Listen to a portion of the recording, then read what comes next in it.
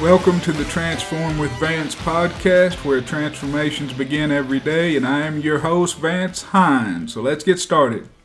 Well, today is January the 8th, 2022, and I had the pleasure of sitting with Maria Pacailler. Yeah. I keep wanting to say Pacailler. Yeah, that's it. That's actually correct. It's Pacailler. We go by Pacailler here. Pacailler. Yeah. Maria Pacailler. Uh-huh. And it's on Facebook, Maria Yanez Pacailler. Yeah, that's my maiden name. Yanez, Yeah. And Jeremy Pacailler. Yes. All right. And they came down and did a DDP workout with Mary and I'm very grateful because I haven't done one in probably 3 or 4 weeks, and it hurt, and I needed it. So thank you for coming down and doing that. Absolutely, anytime. Yeah, of course. And they volunteered to be the guinea pig to be the first podcast of my new podcast venture, where I'm trying to get everyone to tell their success stories in DDPY. So what I would like to do is get everybody's success stories, and you definitely have a DDP Yoga success story. So yeah, absolutely. You're a great person to start with, and we have her husband, and it's an awesome opportunity to get her husband to talk about how it's changed in the family and things. And so I appreciate y'all doing this and coming down and participating and being the guinea pigs. Yeah, of course. I don't feel like a guinea pig. Yeah. No. All right.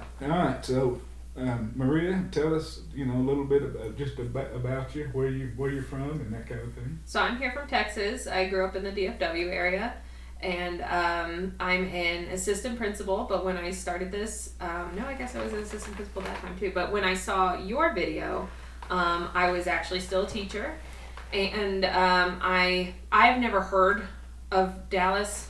I've never heard of DDP Yoga. I'm not into wrestling at all. I say all the time, if I walked past Dallas in a grocery store, I'd just be like, oh, that guy's tall, but no recognition other than that.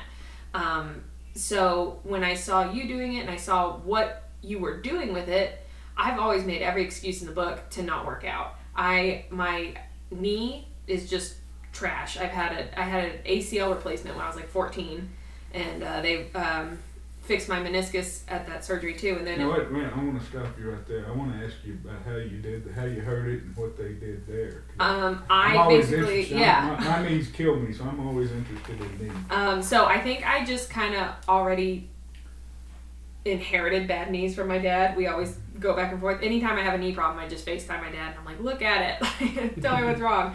And I actually even diagnosed my boss's son's torn meniscus. I was like, torn meniscus. He went to the doctor, torn meniscus. I know way too much about knees.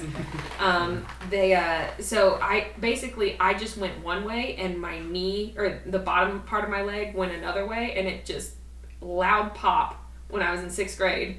And I tried to put pressure on it, and it wouldn't stabilize. It would just go in a circle. And they made me walk to the nurse, because back then I definitely faked my way to the nurse a bunch, so they didn't believe me. Yeah. I wanted to get out of school, and they didn't believe that anything was wrong with it, so they made me walk to the nurse. My dad took me to the doctor, and it ended up being a torn meniscus, but I was 12 years old, which still growing at that point, so they didn't want to do surgery on it right away. I had to wait until I was about 14, and they were like, okay, it's not getting better. So torn ACL, and I had actually torn part of my meniscus as well, so they shaved that off. And then did they do it arthroscopically, or did they cut you open? No, it was all orthoscopic. So I got probably just a big one right here, and then 3 little dots on my knee. Yeah. And then when I was 23, we were just walking in San Antonio, and we were on the cobblestone, and my meniscus just tore again, and I was like, well, okay. And so then I had to get surgery on that. And they fixed that, but it would feel like that one was a bucket tear, so it would feel like it would pop sort of into my knee, and it would lock, and I couldn't unpop it. And it was again, I could just make any excuse. I was even standing in choir one time in high school, and it just popped, and I was done. I had to be on a brace and crutches until it decides to pop back out, and it was just a real hazard. And that was really when I started to gain a bunch of weight. I had always been kind of bigger, And in middle school, I had gotten up to 263 pounds when I was in 7th grade. And then that summer, my mom and I decided to do some weight loss program. And I lost about 60 pounds, maybe a little bit more than that.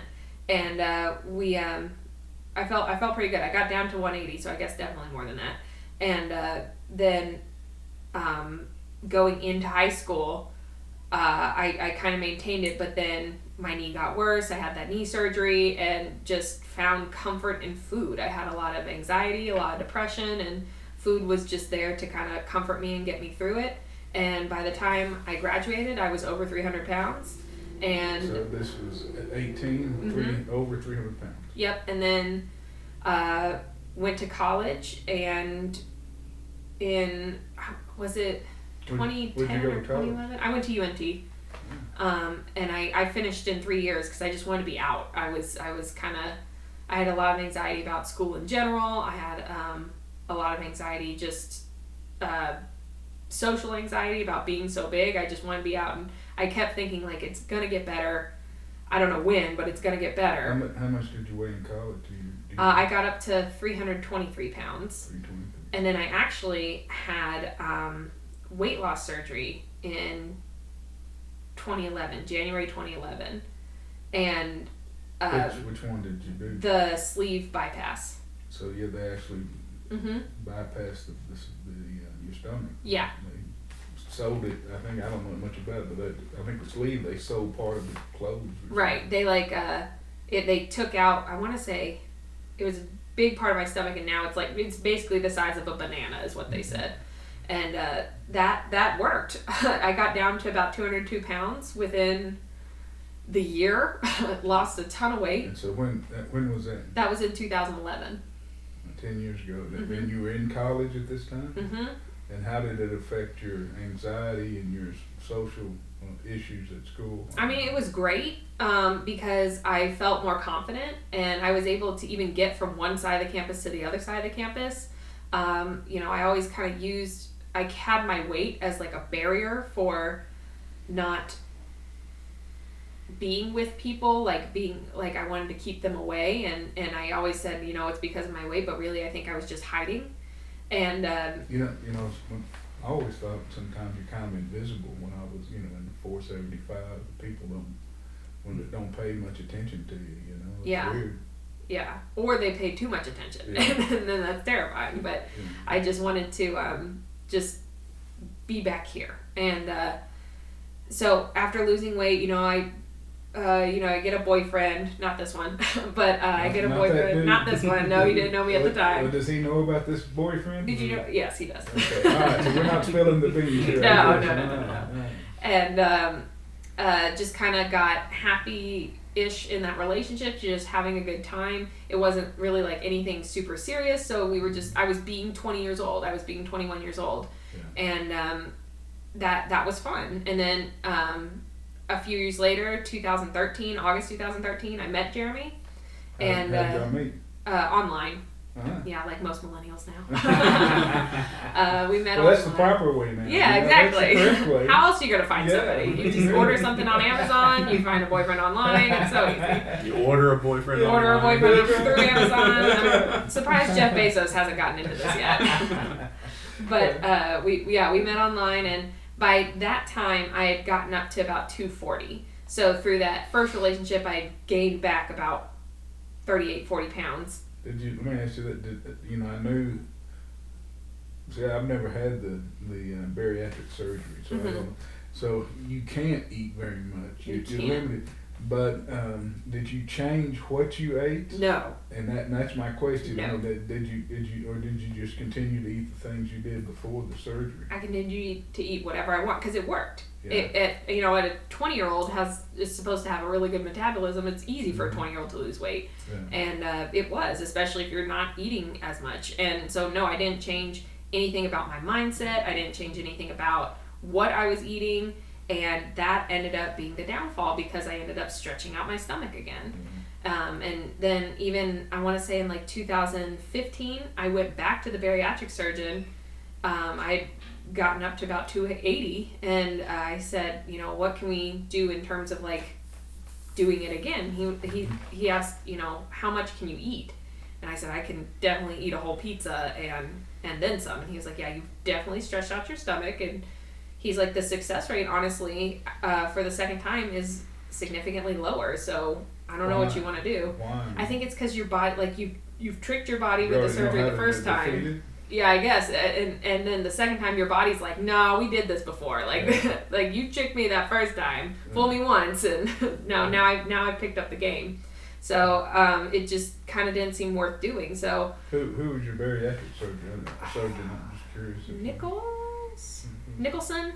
Dr. Nicholson. Were you happy with him or her? Yeah, I think there's a lot more emphasis on the emotional and psychological side of it now than there was at the time. But also, I was a 20-year-old and I wasn't going to listen. So even if they did have it all incorporated at that time, they weren't going to be able to tell me anything that I was going to listen to. Mm-hmm. So I did like him. He was really nice. He did my mom's surgery as well. And she got it too. Mm-hmm. Yeah, she weighed more than me at the time, but then she gained back a lot of her weight as well, but not as much as I did. So by February 2020, February 17th, 2020, I was 363 pounds. So from 2011. Mm-hmm. When I was 202. And 20 years old, just graduated college. You got up to 363. 363. And what year was that? That was 2020, February 2020. Now, in that time, you also got your master's, I know. Yep. Yeah. So tell them what you do and what your education and all that. Yeah. So I went to UNT for applied behavior analysis, and I did dog training with that for a while, and that was really fun. And it just didn't pay a ton of money, and so I moved into... So tell them what you did with the dog training. That really interested me when you told me that out there in Atlanta. Oh, yeah. It's different,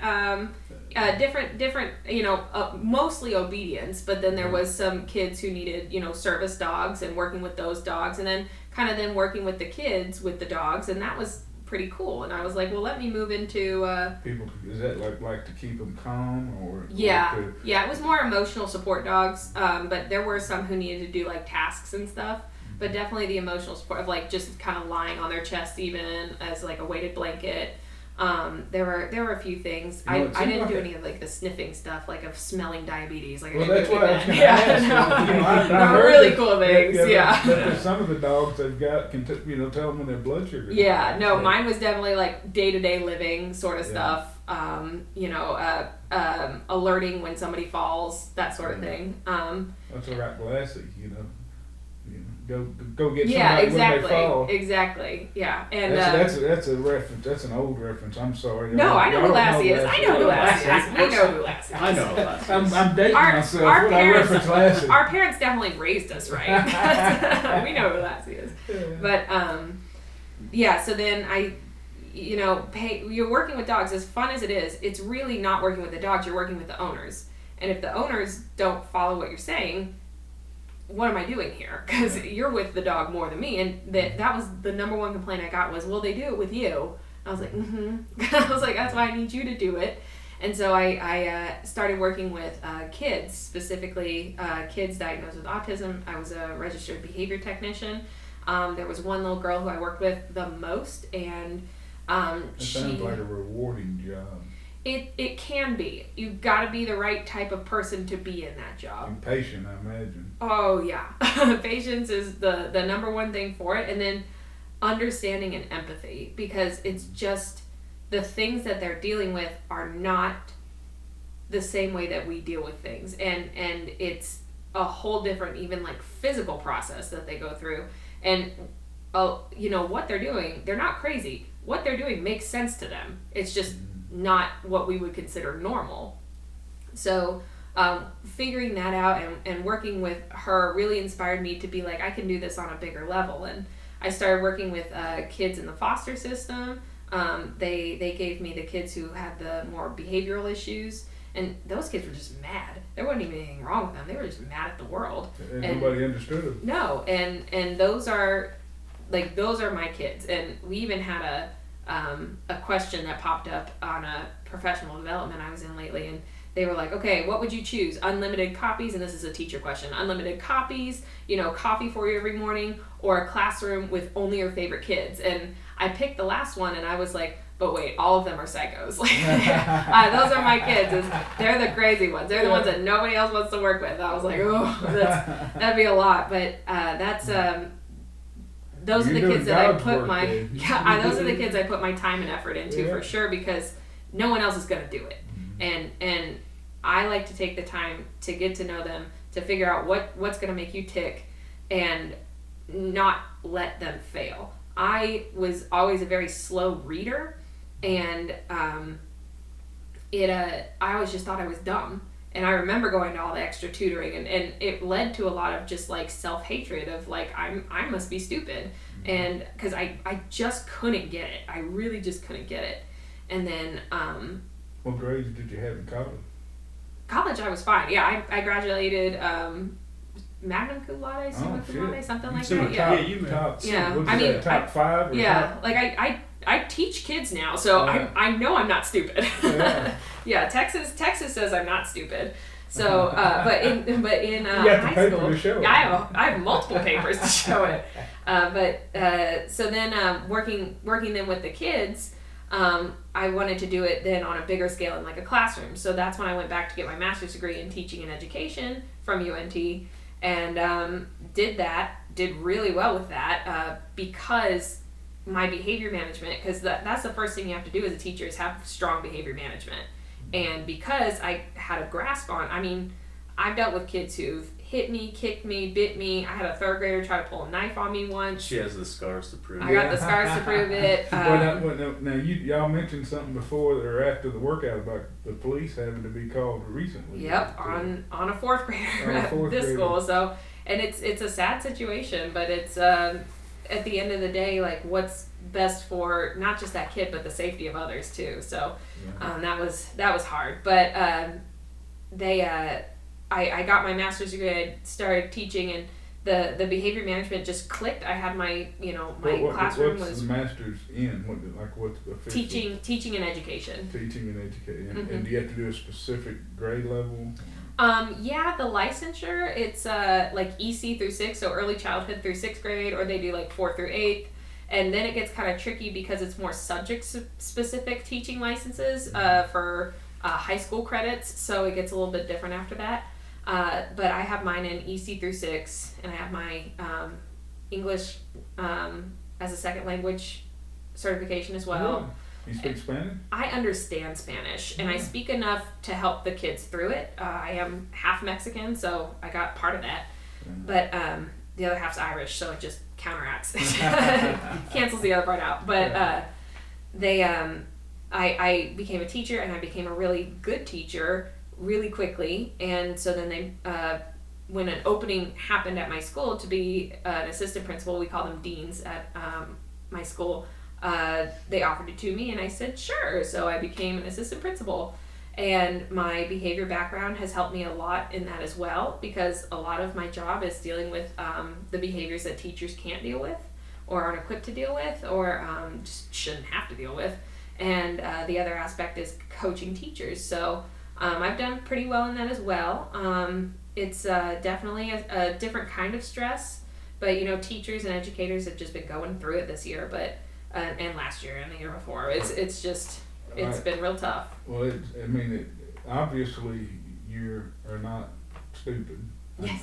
We have the papers. Obviously you're an overachiever. And a go-getter. And you want to excel and be the best at whatever you're doing. But I think that was because I didn't want anybody to pay attention to my weight. I didn't want anybody to think, I wanted to be the smart girl, the good teacher, the one who's the highest in their field or whatever, and not the fat girl. Like, I didn't want to be described as, Maria, the fat one. Like, I didn't want to be known as that. I needed something else to hide the fact that I was severely overweight.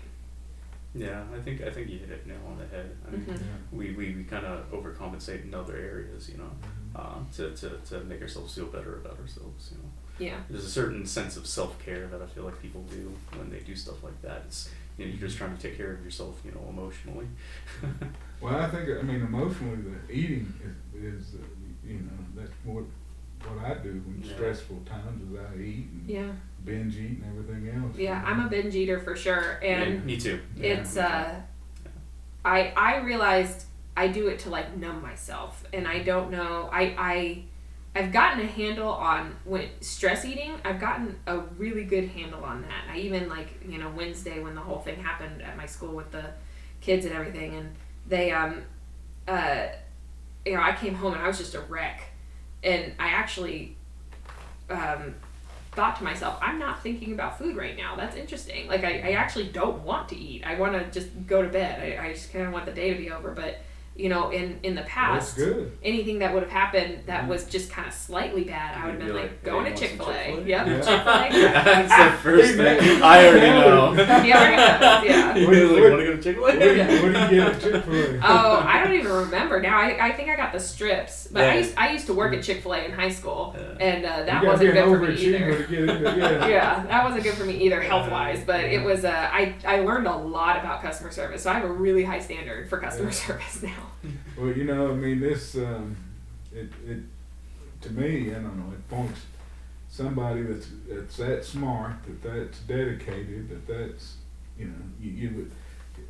I'm sure people out there saying, you know, surely you can figure out how not to gain weight. You would think. You would think. Yeah. I mean, but it's not that easy. I mean, it's shit. I don't know the weight. You know, I give up drinking. I mean, the weight's the hardest thing. Yeah.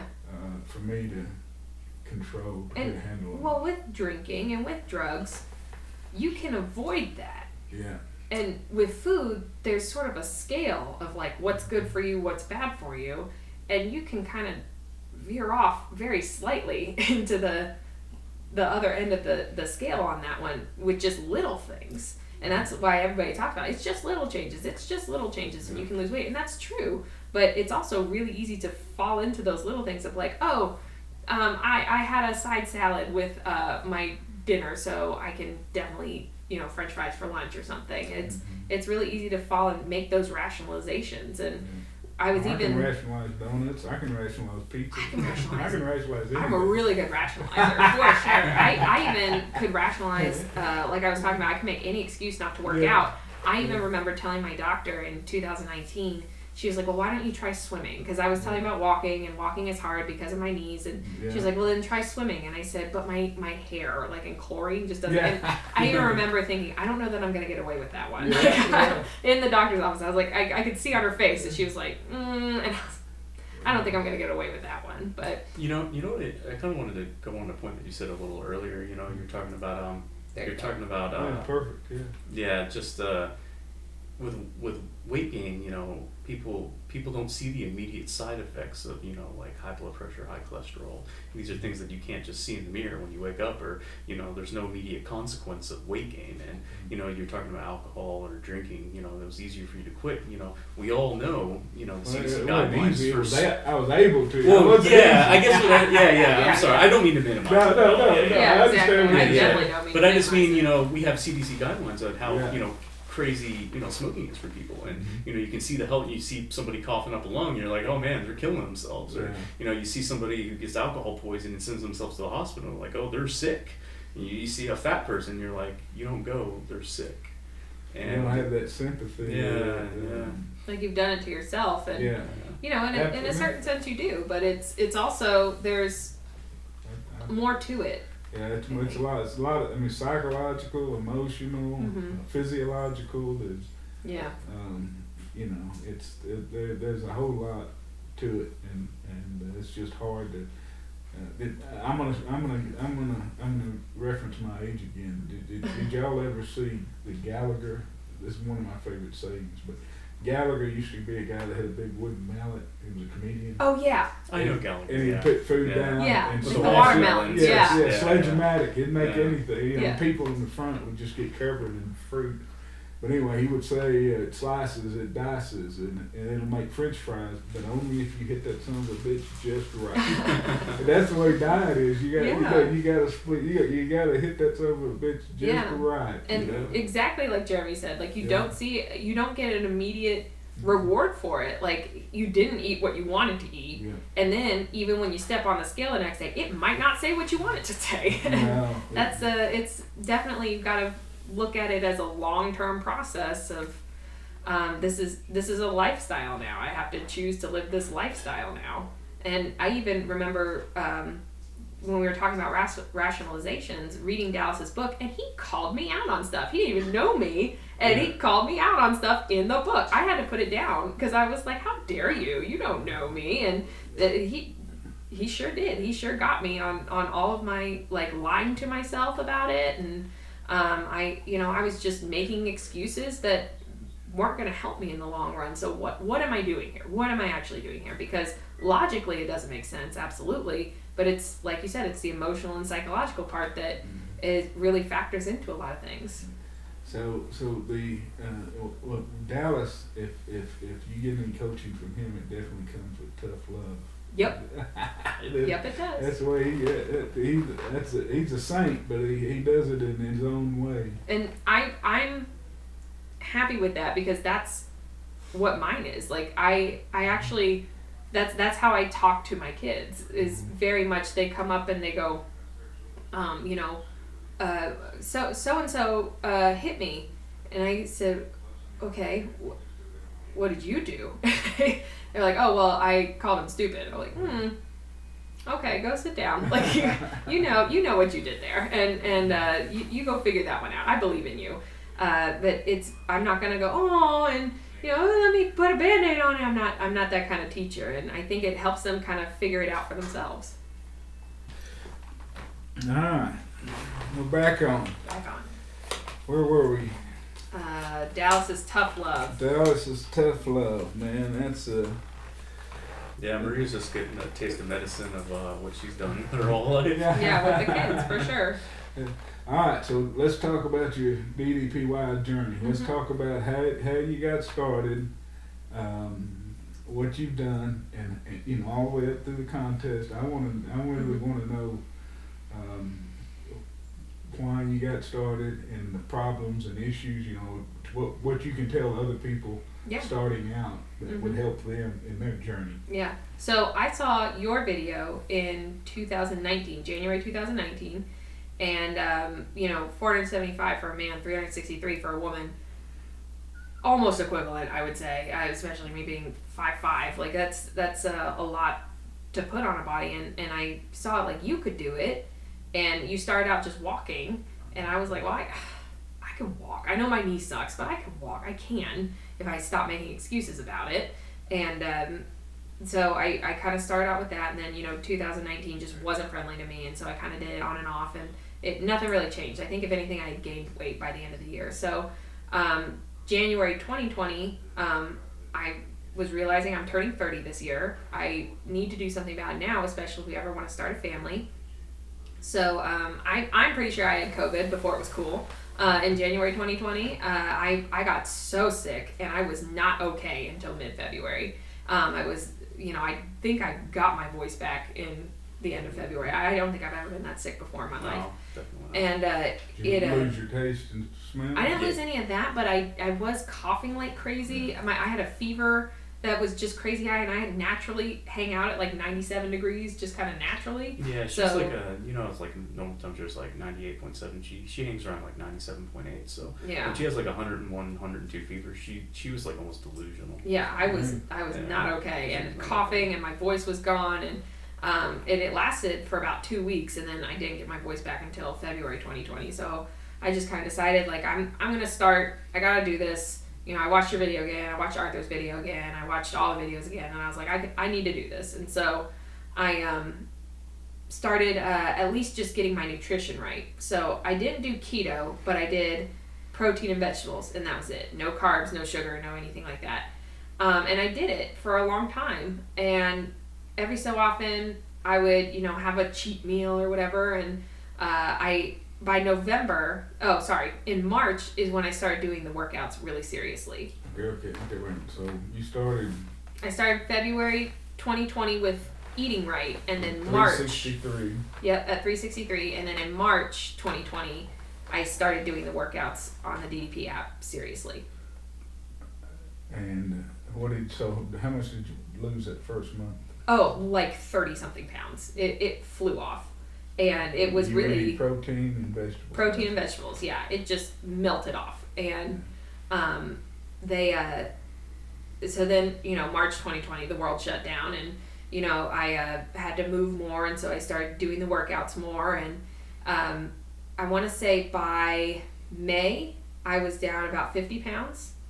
And then I just kept going. And I think being out of the school where, because teachers and food, that's every teacher's love language is food. So there's always food there. And kids, you bribe the kids with candy. There's candy, there's food, there's everything at school.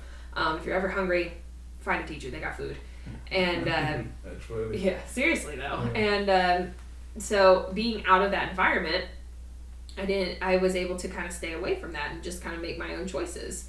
And we weren't going out to eat because we weren't trying to leave the house. And so I think that period did kind of help me get into some good habits. And then I was walking more, and I was doing DDPY, and by November 2020 I'd lost 100 pounds. And okay, wait.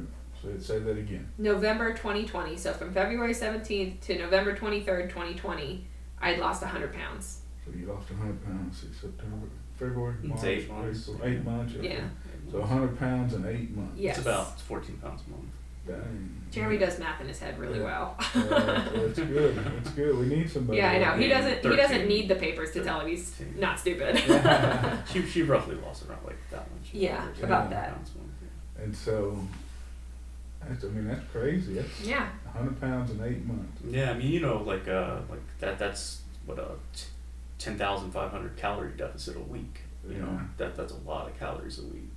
I mean, that just goes to show how much I was eating. Yeah, if you put that in large one-topping pizzas from Domino's, that's 5 of those a week. She wasn't eating. Yeah. That's crazy. Yeah, Crazy. I was eating a lot of food, and now I was dropping significantly. And All right, so that time were you following any like the DDPY nutrition? Or no, I really kind of discovered it all at little different times. I was like, there's a nutrition program, and so Dallas called me November 23rd, 2020, when he saw on Facebook that I lost 100 pounds. He called me, and he said, "Are you doing gluten-free, dairy-free?" And I was like, no. And he was like, "Okay, you need to do that." And he told me about different stuff on the app, and he was like, "Do the list and everything." And I was like, I should do all this stuff. Tell them what about the app, and treat it like if somebody is coming and listens to this. Yeah, because I've been doing it with this one. Because Jeremy is just now starting with it, but so that people would know what they're doing. So here's a fun story about the champions from this year. I'm hoping that we get tons of people listening. Oh yeah. The champions from this year, actually, we were talking about how our dashboards, the motivational Mondays weren't popping up on our dashboards, and we were like, yeah, they never pop up. We get the notification for them, but they never pop up on the dashboard, which is like the main screen. And of what app? Of the DDPY app. What is it called? DDP Yoga Now. DDP Yoga Now, yeah. And we couldn't figure out why, and I said, no, mine is at the end. It's something about connecting your heart rate monitor. And so Steve, you actually told us you haven't watched the prerequisite videos. And so, fun story, none of the champions have watched the prerequisite videos on the app. And that's why we weren't seeing the videos. We had to go to DDPY TV, which is also on the app, but that was a fun story. And I was like, look how far we've come without these prerequisite videos. So how useful were those really? Yeah, you kind of just figure it out on your own. But to make sure that we were getting the new videos, we all had to watch the prerequisite videos. And as I was watching them, I was like, this would have been helpful a year and a half ago. I could put music on the app. That's crazy. And There were different things like that in the nutrition section, which I didn't know that was there, until I figured it out that it was there. So my first suggestion with the app would be to watch all of the videos on the dashboard, and then they update and watch those videos, and then it updates and then watch those videos. Like, watch them all, because it'll tell you everything you need to know about the app.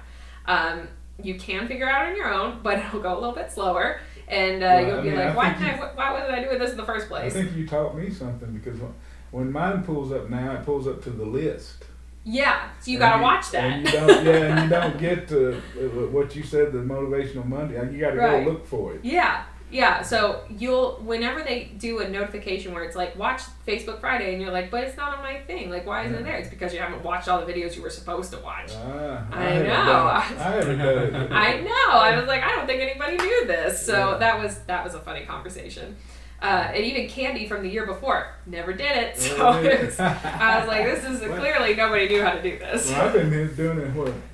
I started 4 years ago. Yeah. I didn't. Exactly. So Steve said, good job on that one, guys. It wasn't our fault. And so now, so that would be my first recommendation, is watch all of the prerequisite videos that come up on the dashboard, and then do all those things. Like, get your heart rate monitor. What about the list? Yeah. So go to the list where there's a video that shows you how to get to the list. I want to say it's if you look on the menu, you can go to the user guide, and the list is on there. Look up the nutrition programs and make it work for you, because November I was doing, no carbs, no sugar, whatever, but I wasn't like happy. I felt like I was dieting, and I think that was, the term diet kind of means eventually I'm going to be able to not do this anymore. And that was naive of me to think, like, it needs to be a new lifestyle. So I've been, toying around with, plant-based diets and vegetarianism and playing around with that. And this one, finally, Jeremy says, let's go vegan. And I was like, okay. That's the worst diet known to man. Jeremy goes, let's go vegan. I can do it. I can eat eggs and yogurt still. And I was like, no, not if you're vegan. You can't. And he was like, oh. And so I was like, let's just try vegetarian and see how we do. And so we did it, and still no gluten, no dairy, that sort of thing for me. But Jeremy just kind of chilled with it for a couple weeks, and then he was kind of over it, and I just kept going, and I felt better. And I was like, well, that's really interesting that I actually just feel better doing this. And so that is something that I've been able to stick with, because I feel better doing it. So you're vegetarian. Vegetarian. I try to be vegan-ish when I can. I like the term plant-based. I think, when you talk about being vegan, you look at like the soap that you use and the toothpaste that you use, and make sure that there's nothing that could even be kind of considered. I don't have the time. I wish I could say it was because I was a better person, and it's just not. It's really just because I feel better. Well, but you're doing part the tenets of the DDP Yoga nutrition program is gluten-free, dairy-free, no sugar. Mm-hmm. In the phase 3 part of the nutrition plan, which is in the user guide, not the nutrition section of the app. I always really confused on where to find it. It's in the user guide, not in the nutrition. The nutrition has like recipes and stuff, but the user guide is where the nutrition like guidelines are. And so you do vegetarian, but you do gluten-free, dairy-free, sugar-free? Yeah. And non-GMO organic? I try to do the organic as much as possible. Every so often it's, if I have to, you got to make it work for your own. It's not, Absolutely. It's not, realistic even in some parts. Like, we went to Kansas to see my family. It's a very small town in Kansas, and there just wasn't all of that I would normally eat available to me. And so that was like, I understand it's just not feasible for everybody. So especially, we both work full-time jobs, going out of our way to go to the grocery store that has everything we need is even a task. So it's just kind of, you gotta make it work for yourself. All right. So I just want to get this out there, because I don't know if we've said this yet. How much have you lost total? I've lost 172 total. And that's just unbelievable. Yeah, and it's kind of been held up lately. I want to throw this in there so people know why. why you're such a success story. Oh yeah, that's why it's a lot of weight loss. It's I'm really trying to get to that 180 loss, because then that'll be about half my body weight that I've lost. So I've been kind of stuck lately, but just keep going with it, and it'll come off. It started coming off this week because I was so stressed, and so it started coming off again. But it's it's just an up and down process. So how long did it take you to lose 172 pounds? So I want to say it was August of 2021. So from February 2020 to August 2021. Year and a half, Go 18 here. months. 18 months. Which is almost 10 pounds a 10 month. pounds Yeah. a month? Almost. A little Almost, under. yeah. Just shy of 10 pounds. So For a year and a half. So yeah. tell me the last date again. February of 2020 to August 2021. 2021. And you kept it. You maintained 172. Yep, since about 4 months. Mm-hmm. See, maintaining is what I have the hardest problem. Right, and it's what is maintenance really? It's really like where you get uncomfortable. Like I actually just kind of, I don't know if you know this or if I told you this when we were in Atlanta, but I was actually pregnant in September, and I had a miscarriage in October. I'm sorry. Thank you. And that messed with me and my weight a lot. Like that, and that's kind of why I've been stuck, is I've been kind of not dealing with that with food. I've been doing everything right with food. I know I am. So I know it's not me. I'm pretty sure it's just like a hormonal thing at this point. But that's the maintaining part of what is maintenance. Am I comfortable with like 10 more pounds? Am I comfortable with like 5 more pounds? And there has to be a number where I'm like, it's unacceptable for me to go over this because I don't feel good. And that's, I have learned to check my weight every day, because that for me keeps me accountable of how my day is going to go that day. Because if I've made progress, I don't want to lose it. If I've kept my progress, I don't want to lose it that day because of some silly thing. What a kid said something stupid to me today. Like that's not worth it. That's not worth throwing out the progress I made yesterday to me. So it was a hard thing to learn how to do, because I knew that there were some times with, like, some days when the scale wasn't going to say what I wanted it to say, but it helped to keep me accountable. It really did. And even when I knew, and that's something you do a lot, you step on that scale every week and you know it's not going to say what you want it to say, but you still do it. And not only that, and then you film it. I can't get there. I just can't. But I'm so, that also helps me to stay motivated. Like your journey, even though, we do only live like 30 miles apart, and this is only like the second time we've met, your journey has really helped me keep my journey going. Whether it's your ups or your downs, it's only failure if you don't learn from it. So that's, I take that from you too, of like, if you're doing something and I see it might not be working for you, I have to remind myself of that too. But it's something that I follow closely because you've done this before. You know you can continue to do it. It's just actually doing it. Yeah. It's different. Now that you've lost that weight, like you said, I know I can lose weight. Mm-hmm. And I know I can gain it fast, but it's just a question of how do I get to that weight and stay where I want to be. And if that's even something that you want to do, really, like you're talking about, like I know I can, but it took me 28 years to realize I want to do that. Because what's going to mean more to me, the Chick-fil-A right now or feeling good later? Yeah. And it could switch. It could be that the Chick-fil-A means more to me right now, and getting that sensation from that. But I've helped to change my mindset of, I'd rather just feel better. I'd rather shop in a normal store as opposed to driving out of my way to go to a store that sells a size that I need. That's huge. Absolutely. I got to where I had to order everything online. Oh, absolutely, yeah. I was about to be out of Lane Bryant. I was about to be out of that store. Yeah. Yeah, she was right on the cusp. Mm-hmm. She was on like the max sizes at Lane Bryant. Man, it was a big day when I could go into Academy and buy for sure. Oh yeah. I didn't even know how to talk when I went. She's to like, normal she's. stores. I remember after she lost all the weight, it was the first time we were going to go buy stuff, and she said, Jeremy, where do I go shopping? What store do I where go do to? I go? I'm like, Maria, we live in Dallas. It's all the stores. And I was like, All but I the don't know what stores. any of them are. You Like, can walk into anything. Yeah. I always had to order from XL or Destination XL or Big and Tall, whatever it's called. Yeah, I still am figuring out. It's an interesting experience shopping at. I keep calling them normal people stores. That can't be right. That can't be what they're called. But that's what I call them because I had always gone to plus size stores, and I actually It's even weirder when we can shop at the same store. Yeah. You know? So there's a boys section and a girls section. Or Jeremy pulled my jeans out of the wash and he was like, "Are these mine?" And I was Yeah, that's No. been confusing. That's been pretty confusing.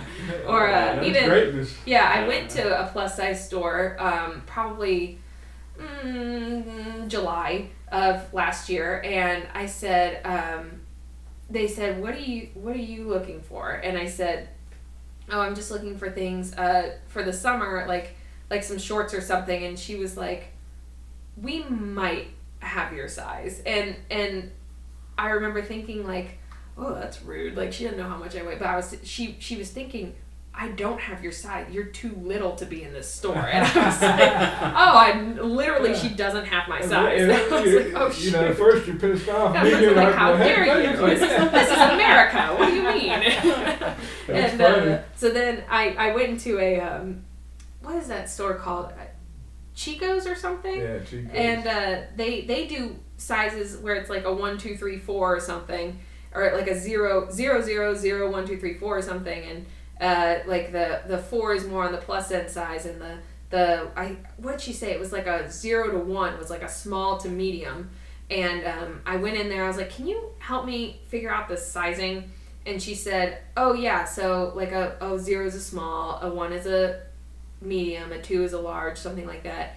And she said, you'd probably be between a 0 and a 1. And I went, what? Like, that doesn't sound right. And then I tried something on, and sure enough, I was in a 0 or a 1. That's and I was awesome, like, isn't that's it? crazy. That's crazy to Well, me. you know, I still think of myself fat, you know? I mean, Yeah. you know, I did it this summer.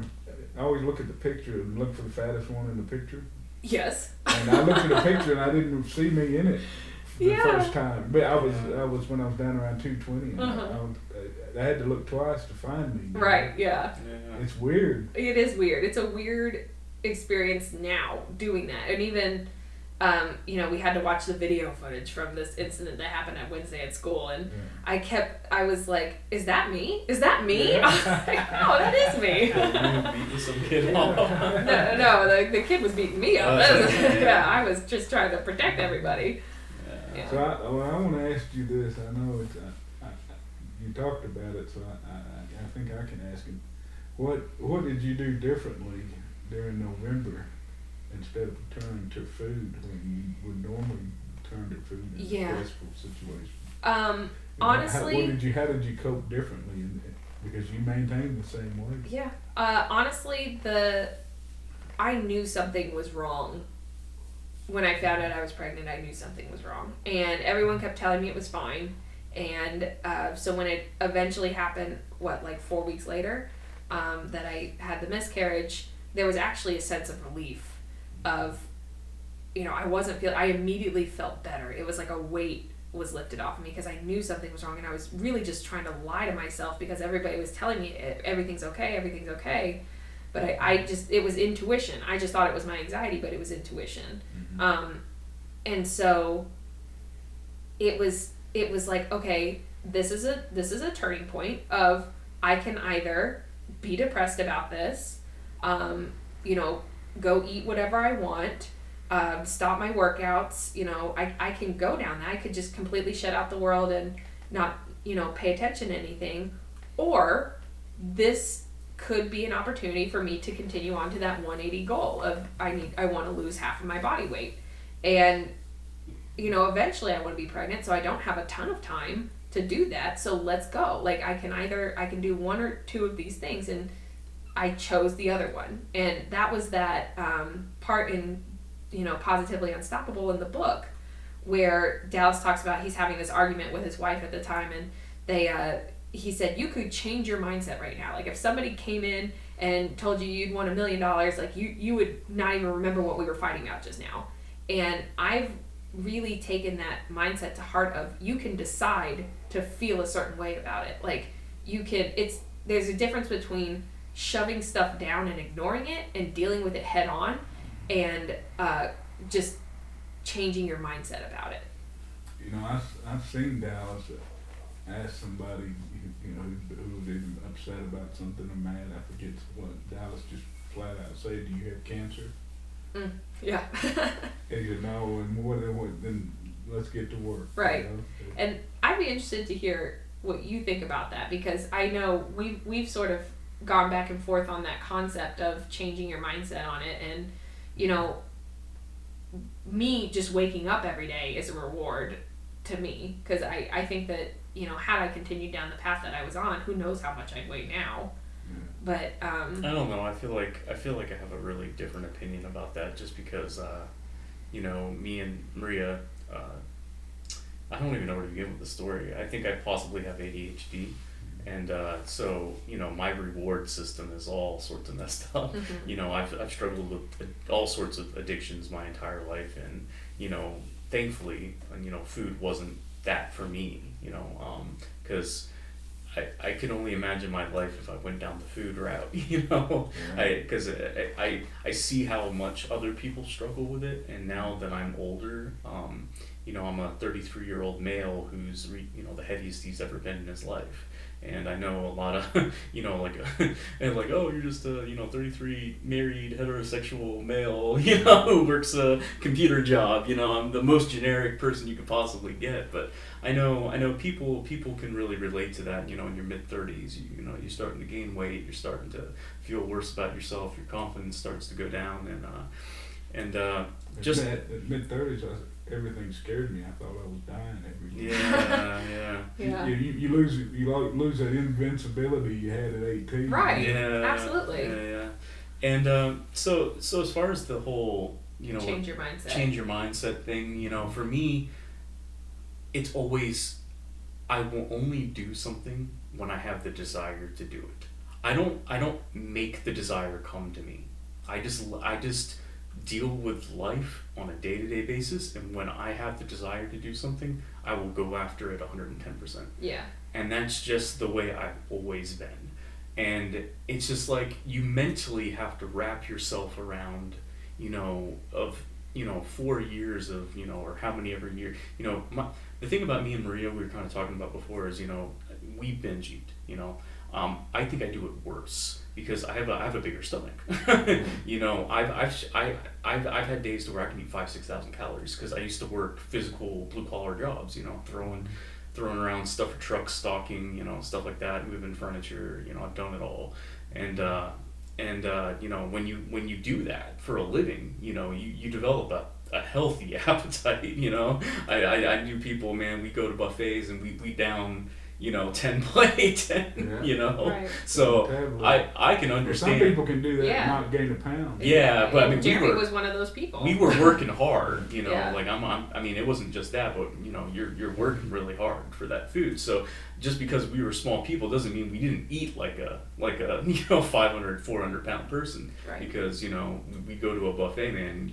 I mean, we'd be eating a lot of food. So, but kind of what I don't know how far I want to go back as far as my past. I mean, I could tell you my whole story, but I wanted to do it a little bit later to answer your question, I guess. But I guess to answer a little bit more is just that I can't just flip a switch. Mm-hmm. I know Dallas says, you know, it's just a mentality thing. It's just but I know mental disorders, mental disease, you know, or even people with ADHD, we struggle with a dopamine disorder, you know, and it's a physical disorder. Yeah. You know, your mindset, you can't just turn things on and off. And with me, it's like, Maria can tell you this all the time. I'll go through phases. I'll be like, oh, I want to play chess. and I spend, you know, I saw it the first thing as soon as I walked in, you know. I was like, the next thing, our house is full of chess it's boards, full of so chess. You know, I buy a chess book, I buy a chess membership, exactly. I play chess puzzles for like 2 weeks, And and then I'm bored on to something else. Yeah, exactly. Or, you know, I bought a guitar recently, I did that for a few weeks. I'm not bored. I would actually argue, you know. though, that you do, and you can flip a switch, but like you said, it's a desire thing for you. Yeah. Because when you bring up your ADHD, like Dallas has ADHD, and he's the one who's preaching Saying this. it. So Exactly.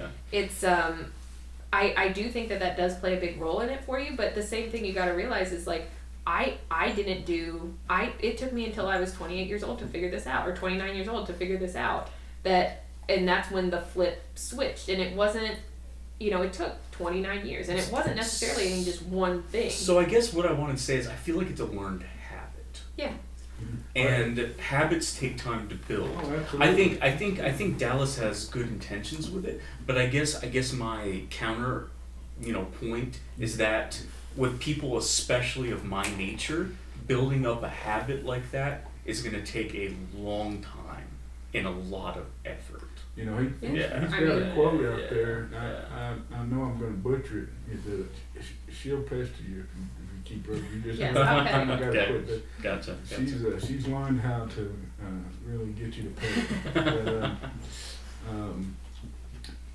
it's a quote, something to the effect that life is 10% what happens to you and 90% how you react to it, or something to that. I can agree with that. And that's and that's kind of what you were saying, that you can choose how you react to what life deals you. Mm-hmm. Yeah. And and it's, I don't know, it's that's part of what that they do in like mindfulness or meditation is that you can't control the thoughts that are coming to your mind, but you can push them to like a river, push them back in the river and move on to the next thought. Or even just acknowledge them and figure out why it's happening. Like that was my big thing was, so August 2020 was the first time that I kind of regressed, because, my big thing was, my inked thing was, I want to start a family. And in August 2020, I had lost about 70 something pounds, and I was really looking forward to going to my yearly doctor appointment and rubbing that in her face, because she has sent me to like a diabetes clinic at one point, and I was just really petty from that moment on. And I really wanted to go in and just rub it in her face, and then I got to do that. She wasn't nearly as like about it as I wanted her to be. Like I wanted to be like, I'm so sorry, I said you have diabetes. But she wasn't. She was super nice and super supportive and super great about it. And I was like, okay. But she can take claim for it now. Yeah, I guess maybe that's what it is. And she I guess in my brain, I went goal met, and I started eating whatever I wanted again. And I just went off the deep. I was like, I started rewarding myself. I didn't even think to do that. It just happened. And by the end of August, I was like, whoa, what happened here? And I realized what had happened was, even though I wrote down my goal was I want to have a family, and I haven't met that goal, there was a secondary goal in my head of tell off my doctor. And I got to do that and show off to my doctor. And I got to do that. And then my body, my automatic response was reward myself with food. And so that was a hard process. That was one of the first hard processes I had to go through in it. Because, at that point, the weight was melting off. Yeah, our whole life is... Reward yourself with food. And how else am I supposed to reward myself? I don't even know. And at this point, I find, the workouts and the eating well is the reward in and of itself. And the feeling good. The feeling good part that one day we're going to be able to have a family, and, two, I feel good, and I'm going to be able to be around for a long time for that family. That's awesome. Yeah. So during the 18 months, you talked about the food. So we'll talk about the exercises that you did and what you did to help you lose weight. Yeah, so I mostly, I started off with walking, and then I got really serious about the workouts, and I did the beginner program in the app, and on the off days I would walk.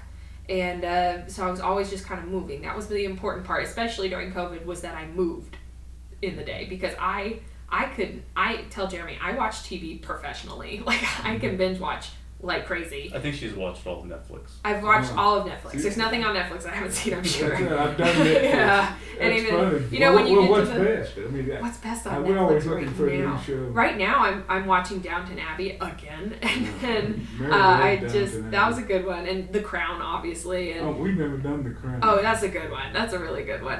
What else? I'm watching on HBO Max now. I'm rewatching The Big Bang Theory. But yeah, I Have you can seen watch that that one, professionally. Station 11 on HBO Max? No, I haven't. I'm need to just check getting it into. out. I've watched everything on Netflix. I need to get to HBO Max now. So and then it depends on like what room I'm in that I'm what I'm watching, and the important part for me at the beginning was move. That was the important part for me, and so I would either walk or I would do the app, and then I finished the beginner program, and I was like, okay, now what? So I was like, okay, let me go. I'm going to do the beginner program again. And so I did the beginner program again, and I was like, I feel like I could do more. So let me try the intermediate program. And I did that. And then I got to the end of that, and I was feeling real good. So I was like, let me do the advanced program. So I did the advanced program, and I was able to do everything. Even if there are a few things I need to modify, I was still able to do everything. And it actually wasn't until, I want to say... So this was doing all the red ones. Yeah, doing all of them. There's not a workout on there that I can't do now. And I want to say for the people out there that know DDP Yoga, after the workout today, she did Black Crow flawlessly and Bird of Paradise. Yeah. Without having any problems whatsoever. Right, and that's crazy to me. That's crazy to me. Right, Yeah. and that's Dallas was even said, he told me, It's like, rap and burn. She did all the rap and burn. And that's just like how I start my days now. That's an insane thing to me. And Dallas loves the fact that I have, I do the kids workouts in a club on Wednesdays with my kids during school. And we finish the workout, and then we still have a little bit of time, so we go through the Facebook page and we look at all the cool stuff that people are doing. And they got to page. Oh yeah, the Facebook page, because I didn't know about that when I started. But it's DDP Yoga, one word, and that's the best community. They even asked me, one of the things that they asked me, during the Positively Unstoppable Challenge was, how did the Facebook group and the community help you in your journey? And I was like, it's absolutely necessary in your journey. You have to have the people there who know what you're going through, who know how, they've faced stuff before. Like the same way I follow your journey is like your journey was helpful to me. That's it's a necessary thing. You can do this alone. Logically, we all could, but to make it really into a lifestyle, it does need to be like a community sort of thing, and it's been super helpful. I have friends I've never met before. And getting to meet a lot of those people has been a really fun experience, and I'm really thankful that the Positively Unstoppable Challenge has allowed me to do that. Yeah, and we're going to talk about that next, but on that community aspect, it just amazes me. I mean, how many people's in there now? 60? Yeah, I think when I started it was like 40-something thousand, and now it's probably even significantly more than that. I think it's in the 60s. Yeah, I think so, somewhere around that. And it's all positive and supportive. Yeah. And it's unbelievable. I mean, it's just amazing that you can get that many people today together on the internet and still be positive and supportive. Exactly, about anything. Yeah, And it's amazing. That's amazing in and of itself. Right, and then it's because that's it. It's safe. There are people who post pictures. Any picture of me that I thought, I don't want anybody to see. I don't want to look at it. Like, thousands of people have done that before you who have posted that picture. It is a safe space to post stuff like that, to keep yourself accountable. Well, And let me ask you something about that. I don't know how much you posted your journey online, but can you talk a little bit about being open in that community and, Yeah. and how it helps you along the way and that kind of thing. So I'll say I didn't even know about the community until the summer of 2020. And I was like, oh, because he started making those Facebook Friday things, and those would pop up on my app, and I would go to DDPY TV and find it, and because it wasn't on my dashboard because I didn't watch the prerequisite videos. But I'm going to have to watch them all. you're going to have to watch them all. And and then he talked about the app, that Facebook page specifically, and I was like, oh, so I joined it. And it was 4 months before I actually posted anything. And my very first post was, I've lost 100 pounds. And that was, that just went crazy. I think I got something like 2,000 likes on that. And your very first post. My very first post. Yeah. That's awesome. My very first post, I got like 2,000 likes, and Dallas called me. So I have really high expectations for this Facebook page. And so then I just, after that, because I was so nervous about posting that. I really, the only reason I did was because it was such a huge achievement. I didn't post my starting pictures, when I began. I didn't post any of that stuff because I was just like, I don't want anybody, I'm embarrassed of who this, I hate myself. Why should anybody else have to see this? So that's probably one of my biggest regrets, is that I didn't share more in the beginning. That's you don't hear that much. Right. That I wasn't public enough. Right. I wasn't public enough. I feel like, it definitely, I have all the pictures now and I post them all now, but I was scared at the beginning, and I realized that it was a fear. So that's a regret that I have, is that I didn't post more to hold myself more accountable and see even little minute changes, because people would point them out to me what the changes were. Did you post outside the DDP Yoga Community? Yes, there was there's a DDPY women's community for and I would post a few things there.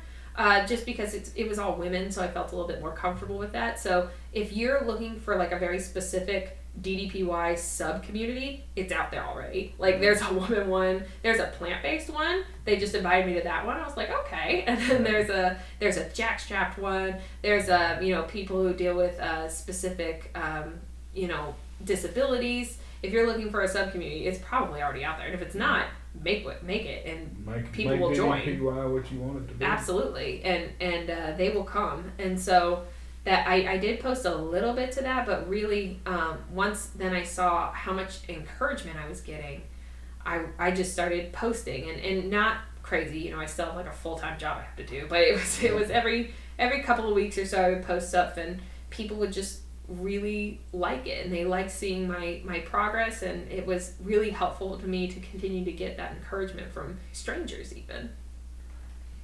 A lot of people you end up getting relationships and friends out Oh, of it, for sure. Absolutely. Met y'all through it. Yeah, and we live in the same metroplex. That's like right. there's That's right. And I even funny story,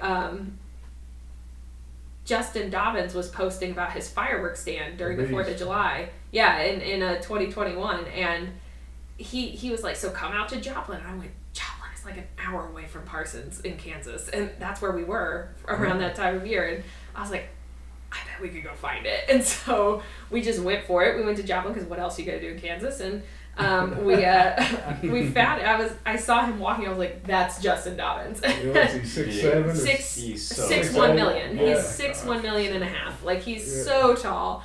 And for those that don't know, he's lost 400 pounds. Yeah, he's crazy. He's amazing. And I walked up to him, and he even kind of went, like he just kind of pointed me and made a face, and I was like, yeah. And he was like, okay. And we just kind of connected on.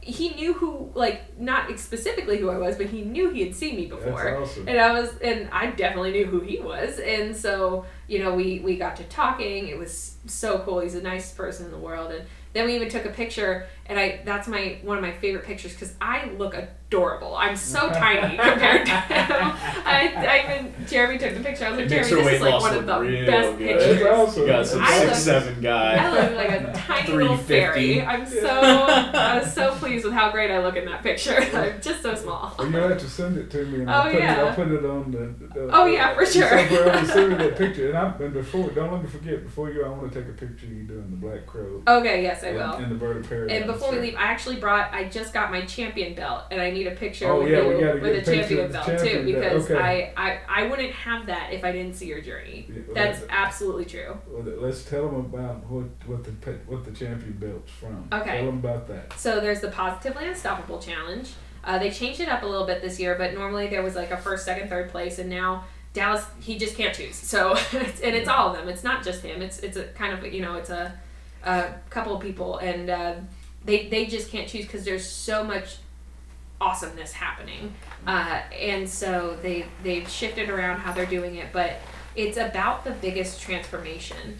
And actually, the year that I joined it, I had already lost like 120 pounds by the time January rolled around, maybe 110 pounds by that time. And so I was like, is this even worth joining? I mean, the majority of what I've lost, I've already lost. So why should I even bother? Because my transformation from January to June isn't going to be as drastic as what my transformation is from this. But it's not a weight loss competition. It's a transformation competition.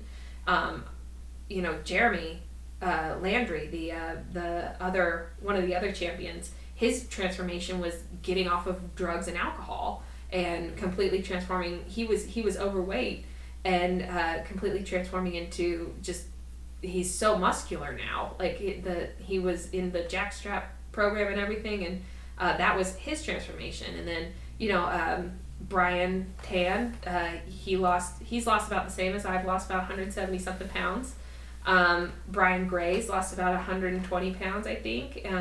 Pat has lost about 120 pounds, and he did that in like 6 months. So yes, weight loss is what inevitably happens. That's the transformation for a lot of people. Stephanie lost like 130 pounds. Yeah. And there was, so was that, I mean, there was what, 6 total? 6 of us, yeah. 6 total. 6 of us. Stephanie's lost like 130 pounds.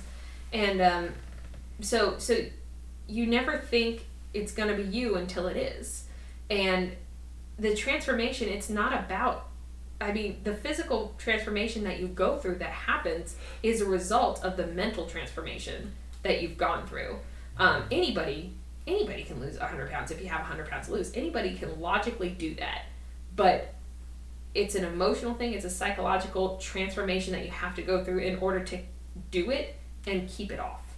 So the people who won this year all get that. That's the mental transformation that we've gone through. And that's why I appreciate it's not a weight loss competition. It's a transformation competition. So even if you only have 40 pounds to lose, join it. Even if you don't have any weight to lose and you want to gain muscle, join it, because that's just as hard of a journey for a lot of people. Well, gaining muscle is really hard. See, so y'all are the third winners, I think so. Third group. Mm-hmm. One year, Dr. Thomas Wallen did Mm-hmm. it, and he was not weight loss, but he got cut and ripped. Oh yeah, for sure. And he was I can't even describe it. He was so muscular, he was cut, and but he came in. I think he was in the finalists. Right. But I think that's the year Chase won, maybe. Yeah.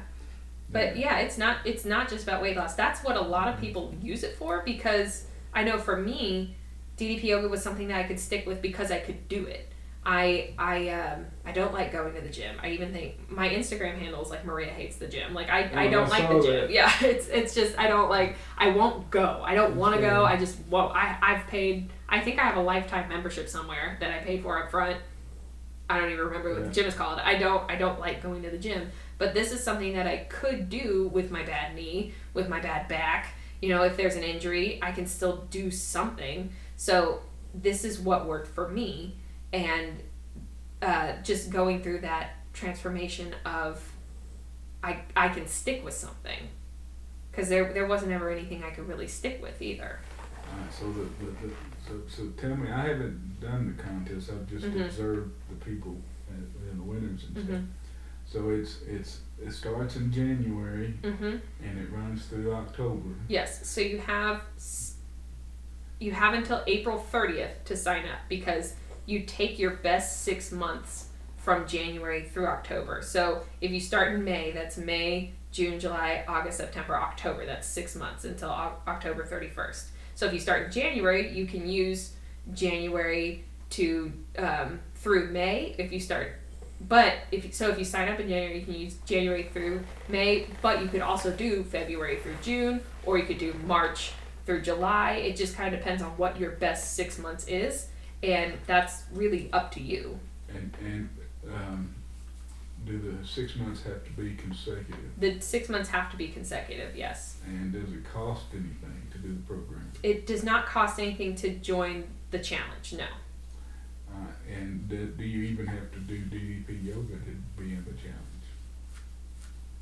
I think so. I don't know. I don't know that part. I did, so I didn't look at that part of the rules. Everybody does. I mean, That's how everybody we get to does, but recruit. I guess like it's probably not in the rules that you have to do it. But I think you can do other things too. I know Jeremy does a lot of jiu-jitsu, and Brian Tan does a lot of. He has his own like self-defense classes and everything. So There's a black belt yeah. in Kung Fu. Yeah. Some sort of Kung Fu. yeah, so I mean, I guess there's really no way to even check that you are doing it. So it's just it's helpful for. It was definitely helpful for me. But like my own thing, one of my teachers that I used to work with, and now friend, is a cycle instructor. And so I just went and bought classes just to help support her. And I maybe did like one every couple of weeks or something. And I walk too, so it's not like you only have to do DDPY, but it is a DDPY I want to ask you program. this now, just because it popped in my head. I'll forget it later. I know it's different. But what makes DDP Yoga so different from the cyclings or Maria hates the gym, Right. or swimming or anything else? Why are you sticking with it where you haven't before? For me, I can do it in my home. I don't need loads of equipment. I don't need, other than the heart rate monitor and the mat and all that stuff, I don't need an instructor. I can do it on my iPad, and there's just no excuse. So with the gym, I didn't bring my clothes, or cycling, they don't have a class that matches my schedule at that time. Like, there's always an excuse. I just don't have an excuse to not do this. Even if I'm in pain, if I'm sore or something, like, the stretching is going to make it feel better. There's just no excuse. Yeah, I can really relate to what she's saying with that, because that's part of the reason why I used to run a lot, because there's just no excuse. You literally just put on your shoes and put on some shorts. And Yeah, we have a really great park that we live next to where 2 laps is about a mile. So it's again, unless it's raining, you don't really have an excuse. Yeah. So, and that's actually that's what I appreciate about the program, because I was lifting and running. At my peak, I was running 60, at the minimum 40-50 miles a week there for a year. And at that peak, maybe 60-mile weeks, and I was lifting on top of that, and I would do the 3 big lifts, oh my gosh, deadlift, the 3 big lifts, deadlift, Squats, the bench, yeah, squat and bench, and I never was a lifter, and I never ran in high school or cross country or anything. I was just an active kid. Like, I was on my bike, I was swimming. I grew up in Florida, in Daytona Beach, Florida.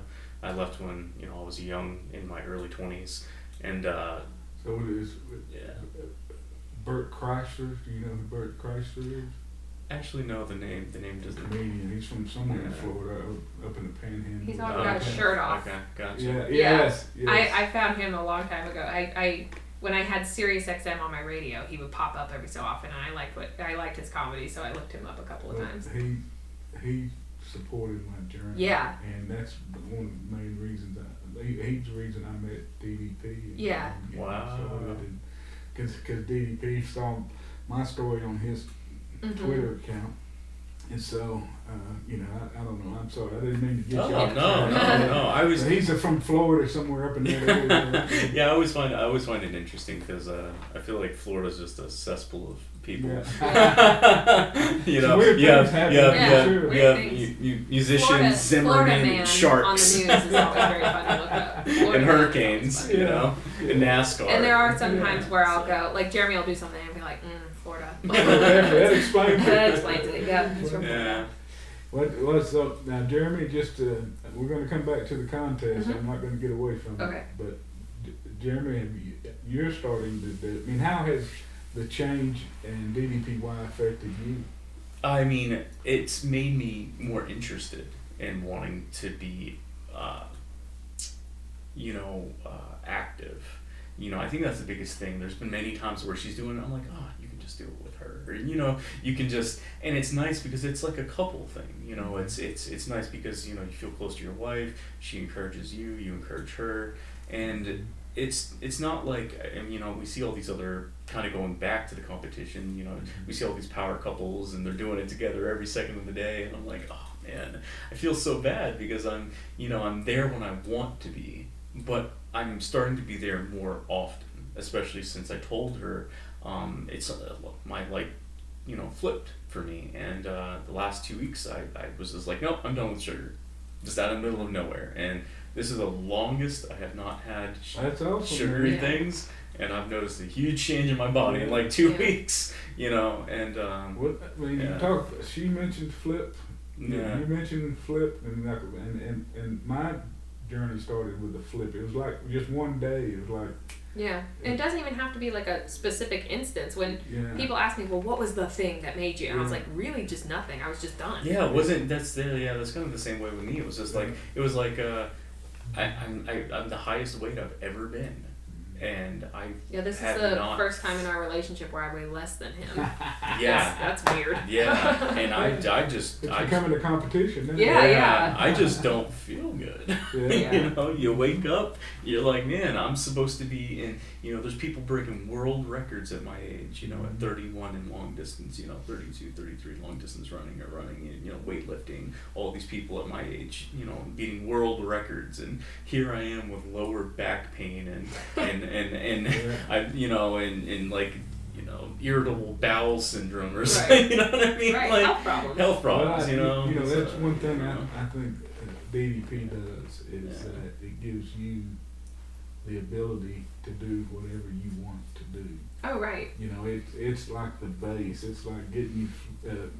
DDP says life is flexibility is life, but just being able to have that strong core, being able to be flexible, and you don't worry about. You can do. It gives you the ability to do anything you want to do. I really think it's the closest thing to a fountain of youth that we're going to see in our lifetime. Because I feel better doing it. My body moves the way that I want it to move. There's so much just less pain. So that's what keeps me going too. And if you think about it, just being like you said, with dieting and everything, it's not an immediate reward. But this, I feel better when I'm done.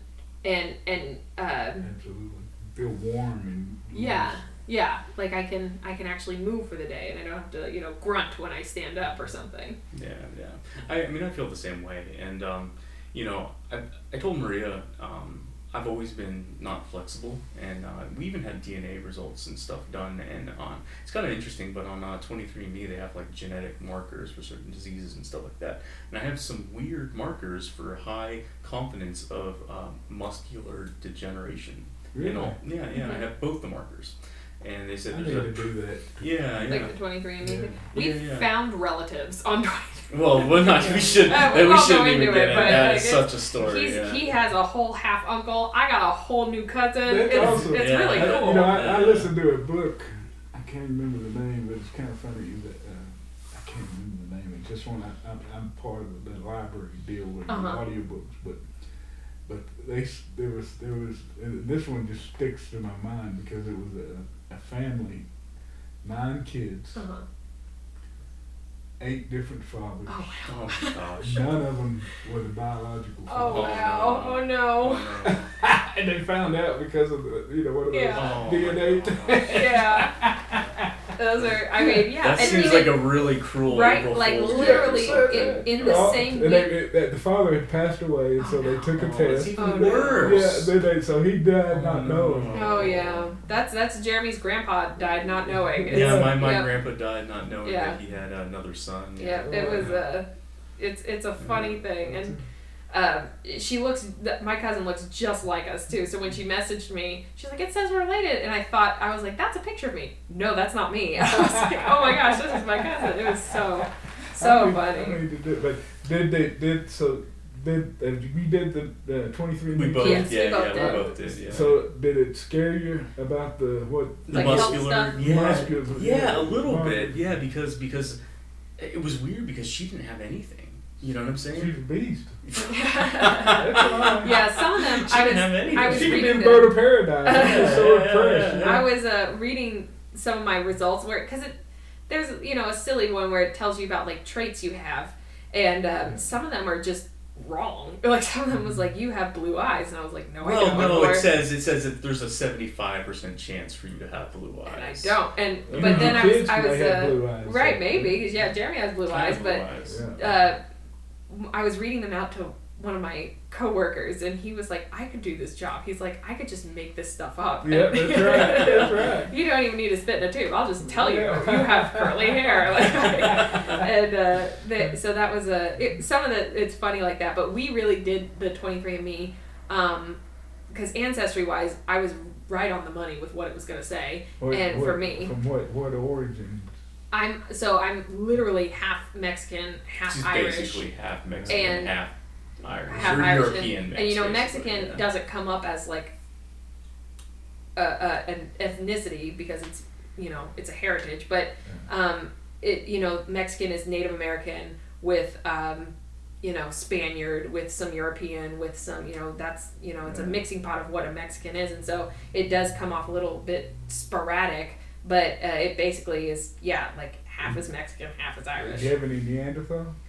Yeah. No, I don't think so. Oh yeah. We I have did. variants. Yeah, we You put did? that variant. Yeah, she's higher than me. She has More I think, Neanderthal? Oh, I didn't even know it was there. I wasn't looking at that part. Yeah. Yeah, but my mine, I was daughter just did showing one it. of those, and they said it was so much Neanderthal, and we all Yeah. like that explains a lot. I was just looking at the other day because I was looking at the health part of it for something, and literally every continent except Australia is lit up with a color. I have something. I just found a Chinese Yeah. part even like Yeah. it's a big cluster of DNA. What about you? Jeremy is 100% a white guy. You look at mine, was- it's just Europe. Yeah, I was- it's just East Europe. I even said It's Jeremy right Jeremy there. got There may be some royalty in there. somewhere. There probably No, is, there but- is yeah, actually. yeah. My dad's done it. I'm not even joking. So his Yeah, dad yeah. did the DNA Yeah, thing, and Jeremy called me and was like, and he's so and so French, and he's so and so Irish, and he's so and so English, and I was like, Jeremy, we knew he was a white guy. We knew that. And so then when Jeremy got his, I was like, yours is also going to say you're a white guy. I was like, that's what that ancestry part is going to say. But it is cool to see the different percentages. I want mine to say I'm from Scotland because I've been to Scotland. And I felt like I was home up there. If I don't have anybody from Scotland, I'm gonna be disappointed. Yeah, we need I'm to get sure, to. I'm sure We need to you get will. to Ireland. There's a friend who I met at the DDPY retreat. That was really cool. Oh, shout him named out. David. Shout out There you David. David Byrne. He's The DDPY. He's just so adorable. Did y'all I go to just love Mexico? yeah, we did. I did. Jerry didn't go. He was Yeah, starting. Yeah, that- he I did was went to one starting year. a new job, so he didn't get to go. But I went, and That's so much fun, isn't yeah, it was really fun, and I met so many people. I have a friend in Ireland who I talk to now, David, and we talk a lot. And it? Tell them what the retreat is. yeah, I don't know how I'm doing it anymore. Okay, the that's only what thing. I'm hearing. Yeah. They may not do Let's, it. let's tell yeah. you about the last The- retreat. yeah, the last retreat that they did in Mexico was the 10th retreat. yeah, the 10th retreat. It's been 11 years and 10 retreats because there was the 1 year where they couldn't do it, but it's a week in Mexico, and it's just like-minded individuals who all do DDPY, who just go there, and we do a workout every morning, and then the rest of the day is yours, and it's awesome, and you get to just hang out with DDP every so often. He just shows up and he's just chilling with you, and you're like, oh hey, like hey, it's you. It's an awesome. It's going to be a shame they don't Oh do yeah, that anymore. Yeah. so I think they're gonna convince him to do a few more. I don't know. He at the end he was like, okay, maybe every 3 years, or maybe every 2 years. I think they have that house in Florida that they're building. That's I mean, what I it think he I'd be wants burnt he wants out. people to go there. I mean, I'd be burnt out after 10 years. The of that. 10 years. I heard all the stories, you know. And a lot of it Yeah. is the same people over and over, but they're just their own little family. They're their own little sect of DDPY subgroup too, and Absolutely. they're I'm so happy to be a part of that one. And I have a friend in Arizona, Randall, who he's also lost 130 pounds or something too. He did We'll amazing. have to get him on and- the podcast. Oh yeah, and then who You're else? gonna have- Ashley and Rich, both Okay, them. y'all got to tell me who. Becky, I don't who do all to try to get on here. Karen. I'm the just big gonna ones. keep shouting out names. All All of right. them. Yeah. All of those people. Karen was a part of the challenge too, and you said, it was a switch that flipped, and because she had been doing it for the longest time. She was doing DDPY for the longest time, and then the flip switched, and she was like, now I'm going to do it to lose weight. And she did. She lost like 50-something pounds, and it was awesome. That's crazy. Mm-hmm. Tell them about the contest, because they're signing up. The contest Yes, the contest is happening right now. So tell them how January to sign up. 1st through April 30th. You gonna do it? He's Yeah. gonna do it. Yeah. I'll do it. Yeah. Good I job, think man. there's going to be this new little subgroup of like champion spouses who are all doing it. Because I want to say, Pat's wife is doing it. Who else? Awesome. Brian's wife is going to do it. Stephanie reached out to through Facebook, through Messenger, told me I ought to do it. Oh yeah, So Jeremy's like, oh, I can do it. I was like, worst case scenario, Dallas calls you. Like that's so weird. Like 'cause he knows me, so he's definitely gonna call you at some point, right? Like it's because Jeremy, like you said, if he wants to do something, it'll just flip and he'll go for it. It's 190% even. He just goes for it. So you can't pick a better program than this. Yeah. No, I mean, it really. I think one of the appeals of the program that not a lot of people talk about, I think, I shouldn't say talk about, is from a male who has run or who has lifted, I look at DDPY as I want to be more flexible. yeah. And when I was lifting, it was the most flexible I was in my life. Mm-hmm. Running doesn't help build strength or flexibility. And one of the things that I know DDPY does better than weightlifting is breaking up, like you keep saying, breaking up the scar tissue. Yeah. Because he's going to put you in positions that you are not going to achieve that with lifts, with certain lifts. Right. Absolutely. And I can tell you that right now. I mean, it's not saying you can't, but it's more unnatural with a weight in your hand and with your Right. body, you know what I mean? Doing these Yeah. crazy positions. Of course, you can add weights to these positions, or you can, modify these positions with kettlebells. You know what I'm Yeah. saying? Stuff like that. But it's, and I think that was the appeal to the program because I've never been flexible. And Maria was like, well, why don't you just do the program? See, because I've always and I know Maria will back me up on this. I've always said I'm just not that flexible. I'm just never was flexible. I was never, You're the perfect person to do it. Exactly. Right. I'm really bad. Yeah. And if you only saw before I even started weightlifting or becoming active, I mean, my stance, my posture, my flexibility. Yeah. I mean, I'm literally the worst. I don't know many people worse than me.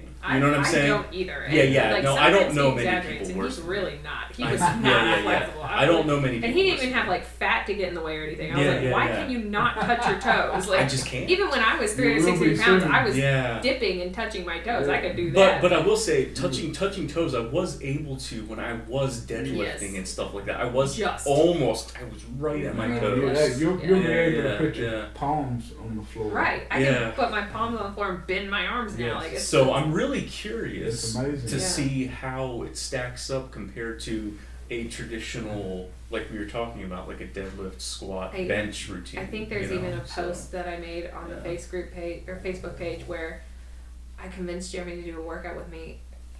He said, well, I mean, it's not like it burns a lot of calories. Will it burn a lot of calories? And I Still took got a my heart picture. rate, my Right. God. I took a picture of me going, and Yeah. and I posted that, and it got like so many likes. Everyone was like, I know, right? Like, of course it's gonna get your heart rate going or something. Yeah, It was and really actually funny. that is a good thing. One thing I am pleasantly surprised about is it you can make it as hard or as easy as you want. Absolutely. Yes. And I mean, I know me, when I'm feeling good, I like to push myself, so I will really push as hard as I can. When he says flex, man, I'm flexing until I'm shaking. Right. You know, if your thighs and shaking while you're flexing, man, you know, Right. Dig you your know, toes in. yeah, digging your toes in, or Yep. flexing your butt or quads, whatever, Right. your hands, biceps, triceps, back, I mean, whatever it is. So, I mean, I enjoy that part of it. Y'all have the straps.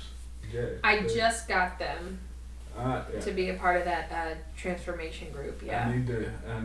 Did they show you how they work? Because I broke a pair. Yes. Yeah. I've heard every so often somebody's like they just broke, and thankffully customer Because support they're has been really over-tightened, helpful. Yeah. Yeah. Customer support's been really helpful for like Stephanie and Brian, who've had. I got any sneeze. Right, bless you. Who've had some issues. it just wants to, it's not going to happen, but they've had some issues with it, and you just email customer support, and they are so helpful with it. And I want to even say that there's a new prototype that's coming out. That's what they talked about at Christmas. Right, like something's coming out, and it's gonna be a minute, but they're still working through some stuff. Even so, we did when we were there at the beginning of December, Dallas did a workout with us, and he wore the new prototype, but even that's not what it's gonna be. Like he said, it's gonna be thinner, it's gonna have a bigger knob or something like than what even he was wearing. So whenever that video comes out, you'll be able to see what it sort of kind of looks like, but won't end up being the project, like the full thing. I want to tell people how to compete in the contest, and what is the carrot at the end. Yes. So you go to positivelyunstoppable.com and you put in all of your information and use the email that you use for the app, and take all of the pictures. You're not going to want to take the pictures, but take the pictures anyway, and then document, and have a place to keep the documentation, whether it's your pictures, your videos that you're taking of you working out. Document all of it, even if you don't want to, because you're gonna see the transformation at the end of it. Don't slack on that part, because there's no such thing as too much documentation for Dallas. he wants to see all those little things, and I documented. I did like a monthly video of a full workout, and it was the same workout every time, so you could see, and it was a harder workout, so that you could see like where I started. When even I had done the intermediate program at that point, it was something where I couldn't do everything in this workout, so I just kept recording myself at the beginning of the month, every month, and my video I actually put side by side of me doing the same thing, and it was a huge difference. I didn't even realize how big of a difference it was until I was making my submission video. So you're not going to want to do it. You don't have to look at it. You don't have to watch it until you need to submit. But definitely take the video. Definitely take the pictures. Make sure you have a safe place for all of that to submit it. Take the measurements. All of those things. And then you just go on your journey and join the Positively Unstoppable 2022 Facebook group. Which you will have needed to have signed up for the challenge before you can join that group, but definitely join it, and keep up with Pat and Nadia, who kind of help run the competition, and they'll answer any question you have about it, and just keep going with it and stay involved. Is that Pat McDermott? Yes. Yeah, he's a good guy. Yeah, he's great. Nadia, everybody who works there is great. Everybody who works there is great. Yeah, there wasn't anybody who was like, ooh, that guy. Like, there wasn't anybody like that. Everybody who works there is fantastic, for sure. All right, so you between January and October, you take your 6 best months. Mm-hmm. You submit it to them, or you share your Dropbox, or however you get your information to them. Right. Then what happens? Then you wait. Then you wait for, it was a couple of weeks, and they will contact you, and they'll kind of ask for follow-up interviews with you, and because we've all been virtual, but they'll do some video calls, and even if you don't end up being a finalist, they still do this stuff with you, because they still you can only fit so much. I want to say that you write an essay at the end too, like, and it can only be 500 words, and that was hard. That was really hard to do. Like, we've been talking for how long on this podcast? Like, that was really hard to do, to sum it up into 500 words. I don't even know, but it that's a really hard thing to do. So they will, they will ask you all the things that they want to ask you about, and then you wait some more, and you're not supposed to tell anybody about who that you've talked to anybody about it. And so it got real quiet in the group. It got real quiet in that time period. That was funny, and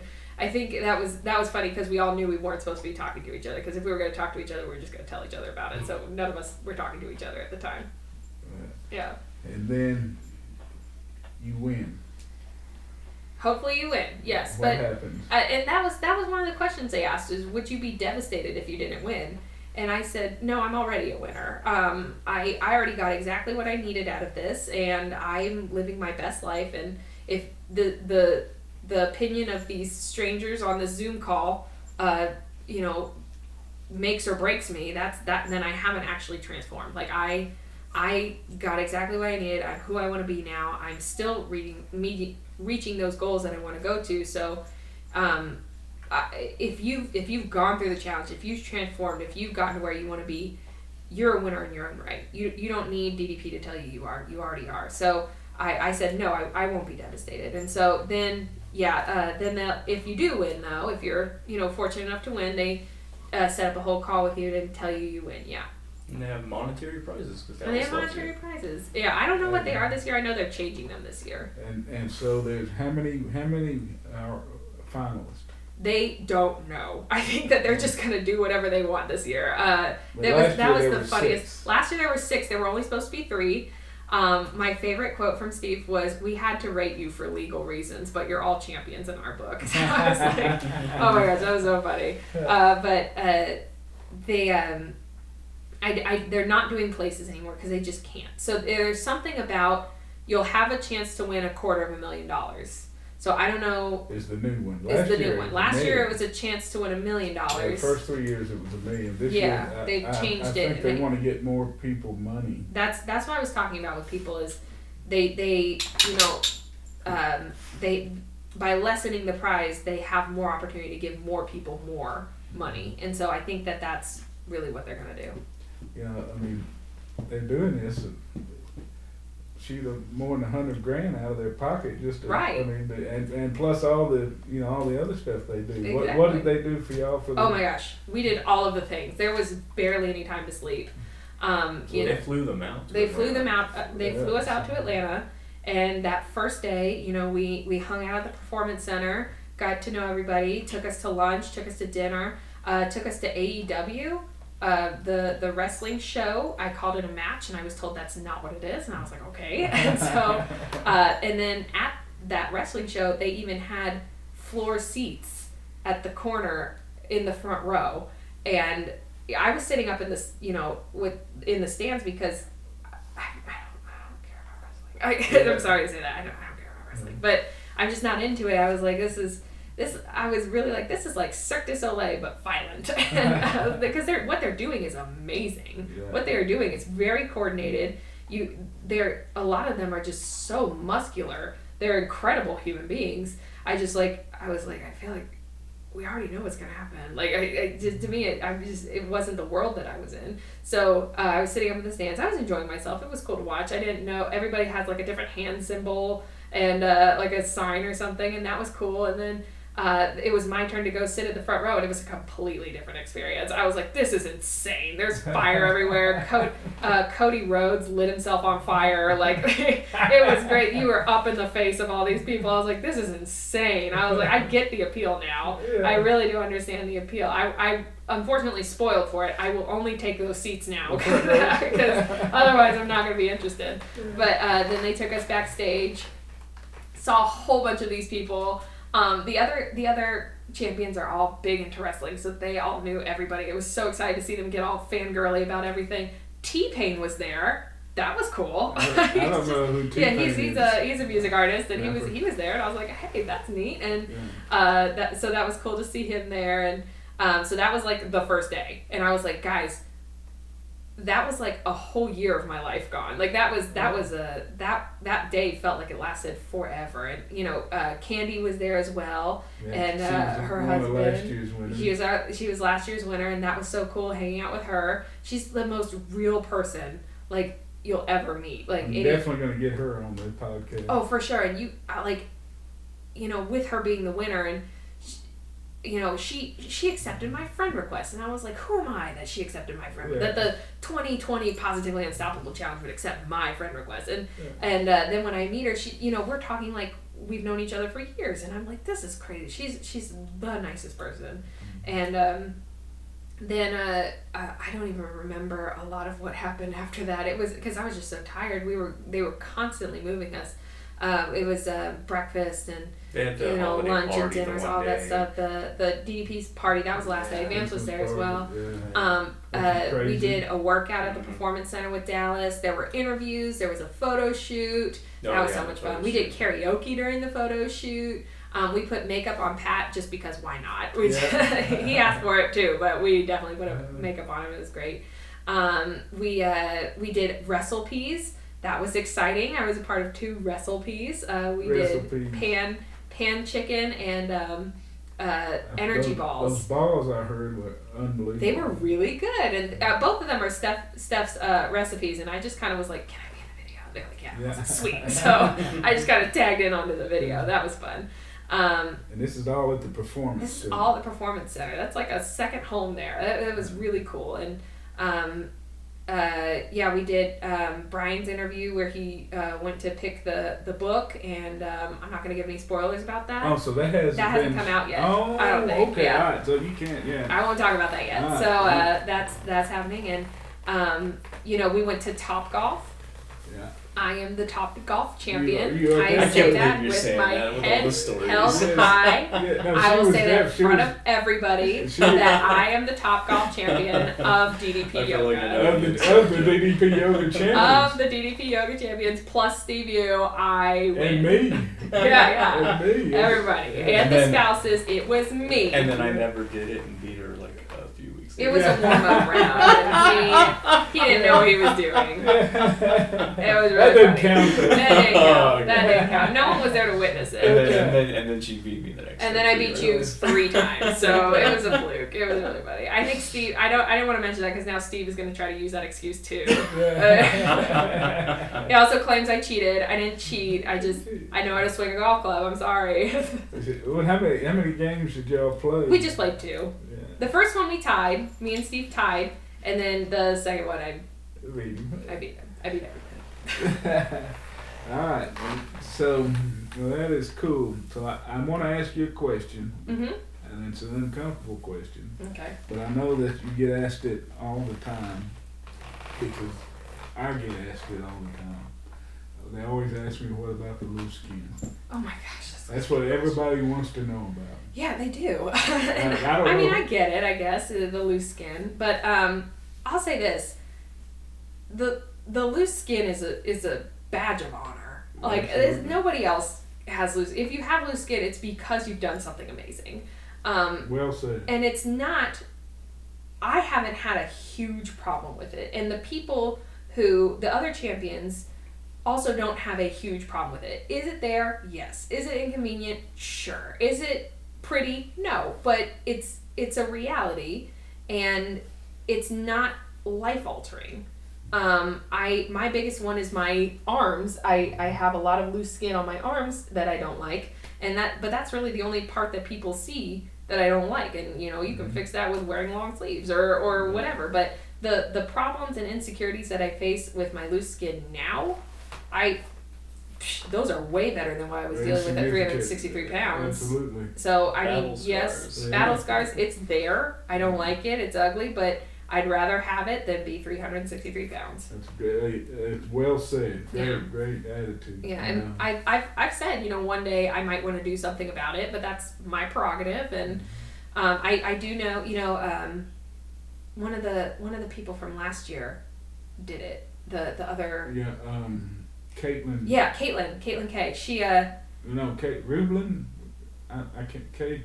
Caitlin. I know it's Caitlin. Is it Caitlin? Yeah, she did it. And she made her journey public. Yeah, and I really appreciated that because it kind of even made me go, I don't know that I want to do that right now, because I was like, I had another friend who doesn't do DDP yoga. She actually did a weight loss surgery, and she's doing the skin surgery, and she did like her arms and her legs at the same time, and she ended up like losing her job because she couldn't go back to work when she said she was going to go back to work. So I know it's going to be a really painful journey, but if that's what you want and it's worth it, go for it. If for me, it kind of made me realize like maybe that's not something I want to do right now. So again, that community is necessary. You have to look at other people's success stories and failures or whatever life lessons that they've learned to help yourself. Yeah, and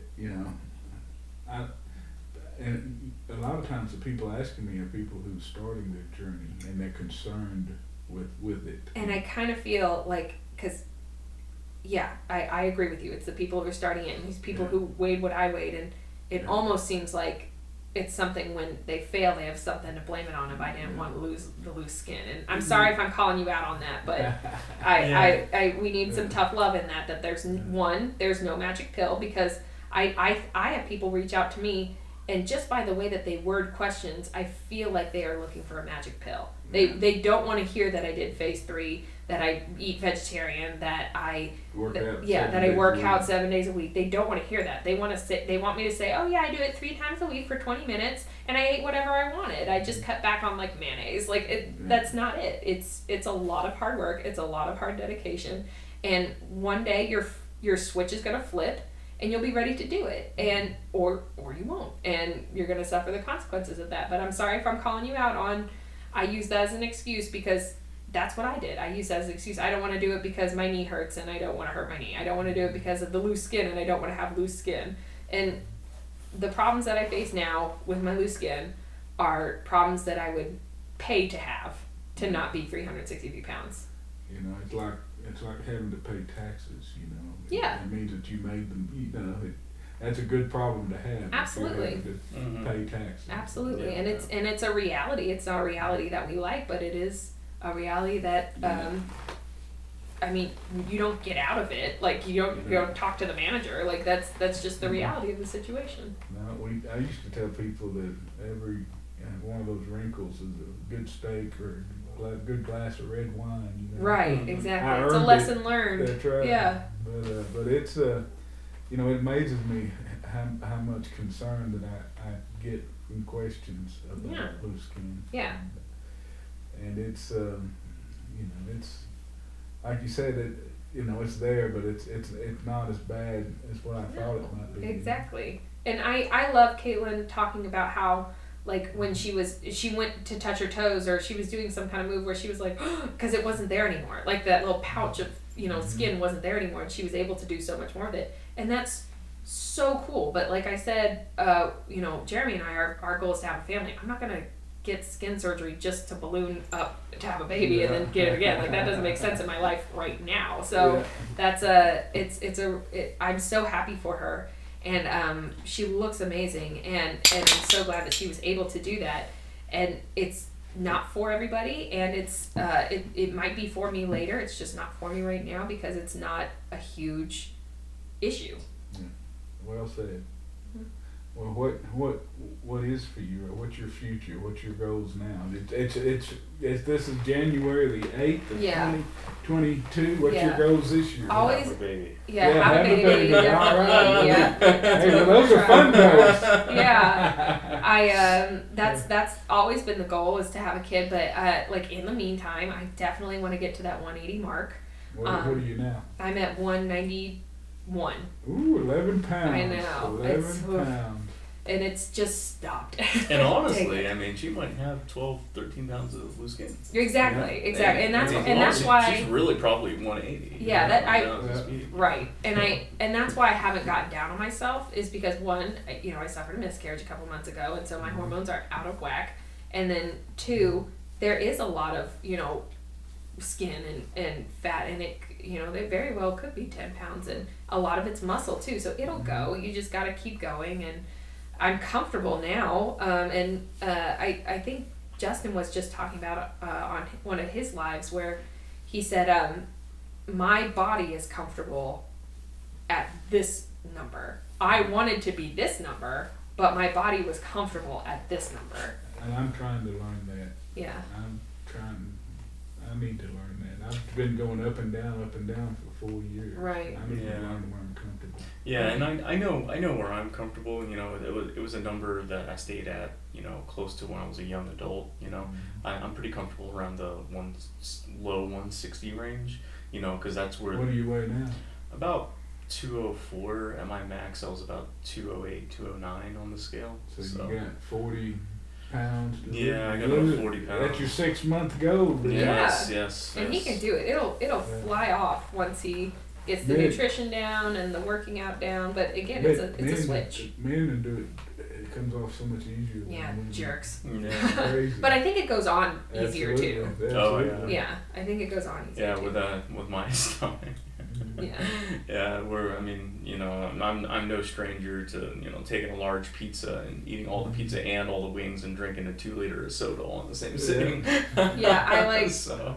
Jeremy has like a dessert stomach. Like he's full, too full to finish this salad, but I think I have room for dessert. Yeah, I do. They said he's sugar free for 2 weeks. 2 weeks Yeah. now. Yeah, it's been about 2 weeks. I lost about like 4 or 5 pounds. So. That's got to fall off. You just cutting out the sugar. Oh yeah. Oh, yeah. It's my problem is liquid calories. You know, I like the sodas, the teas, the you know, the coffees. And that's the other thing is, you know, you hear stuff about like no soda, you know, no carbs, you know, no this, elimination, and I have eliminated, you know, meat and gluten and dairy, but that was a process. That didn't happen overnight. No. And it's still in process. And it's still in process, Yeah. And we have moments of weakness, you know. She'll have a burger or she'll have a, you know, chicken nuggets. when my iron you is know. super low, like there was a time, like when I was pregnant, that my iron just got so low, my whole She face gets turned white. white. My Yeah, whole she face turns turned almost white, anemic. and I was like, I need a burger, and I just had to, because it was an emergency, and it was like, oh. And I she feel knows better. those moments. So it wasn't out of anything other than I don't feel good, and so you got to do what makes you feel good, but also the whole elimination thing. Back in 2018, I did try to lose. I think I lost like 50 pounds. Like I went from 350 to 300, and it was just from cutting out carbs and sugar.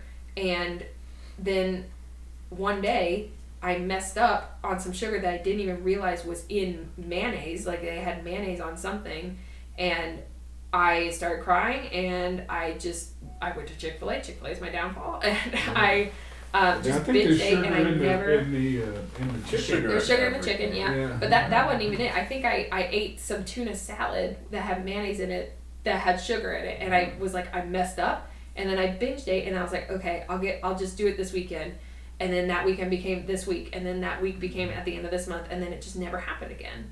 Yeah. And it did, obviously, February 2020, but that was a thing where the elimination of something did not work for me at first. Yeah, and I 100%, and that was as a person who has always known that, like for me, you know, because I feel like I've had a much better understanding of like what dieting is and how to lose weight in a healthy way. You can logically do it. It's the I've always told Maria, psychological. you know, like completely cutting out food groups is never, or food types is never the solution. Unless it makes you feel better, but yeah. Yeah.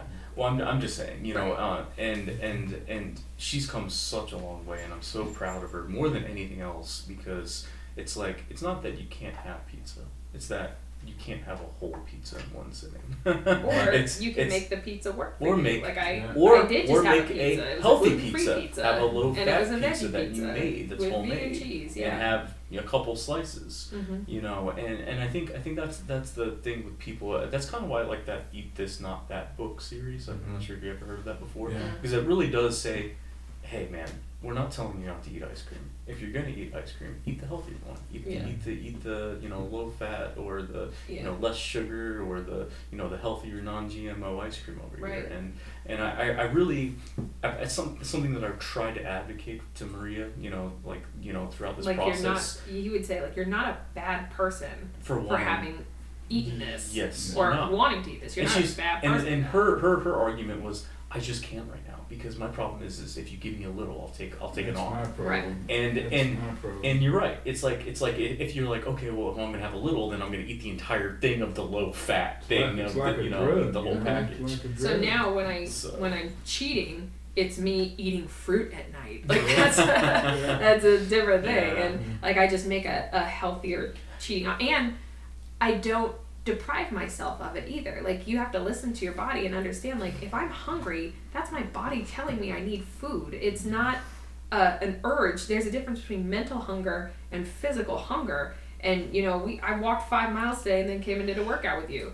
I'm hungry, so I should feed myself. It's not whether you're intermittent fasting or whatever, you need to fuel your body too. But it would, you know, if you intermittent fast and then in the middle of that and you get to like, I'm so hungry now, I don't think I can function, eat. Like it's you'll have tomorrow to do that or whatever, but it's I brought all that up to say, like, Jeremy, in his strives of, I don't eat stevia. I don't like stevia taste, any of this stuff. And so he had to find something that worked for him as a sugar substitute. That stopped. Is that a problem? Yeah, I think it is a problem.